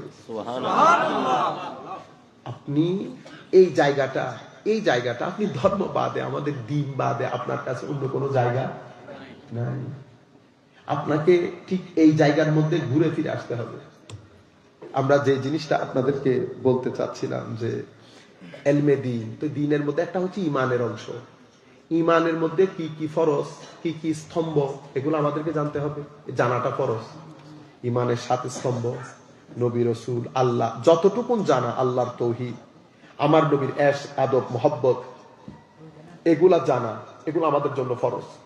2 জীবনের জন্য, দুনিয়ার জীবনের জন্য এবং আখিরাতের জীবনের জন্য। এটা যদি আপনি এখানে না শিখেন, আপনার ভিতরে স্থিরতা পাবেন না। আবার এটাকে যদি আপনি আমলটা করার পরে, ইমানটা রাখার পরে, এবার আপনার প্র্যাকটিক্যাল ডেমনস্ট্রেশন মানে আপনার কিছু ডেইলি প্র্যাকটিস আছে আমাদের ধর্মের মধ্যে। ডেইলি প্র্যাকটিস 5টার মধ্যে আবার জাকাত সবাই দেয় না, তাদের টাকা আছে। রোজও সবাই রাখে না, যারা রাখতে পারবে। হজও সবাই, একটা ইবাদত এমন যেটা সবার জন্য সার্বক্ষণিক, সেটা সালাত। নামাজকে বলে ডেইলি প্র্যাকটিস। ডেইলি প্র্যাকটিস মানে আপনার দৈনন্দিন জীবনে 5 বার আল্লাহর দরবারে দাঁড়াবেন। যখন আপনি আল্লাহর দরবারে দাঁড়াবেন, দুনিয়াতেও শান্তি পাবেন, কবরেও শান্তি পাবেন। আপনি 2 হিসাব আপনার কনফার্ম হয়ে যাচ্ছে। ঠিক আছে? তো নামাজের মধ্যে ফরজ, ওয়াজিব, কি কারণে নামাজ ভাঙে, নামাজের আদাব, খুশু, খুদু, এগুলা জানা, যতটুকুন জানা করা ফরজ, ততটুকুন জানো ফরজ।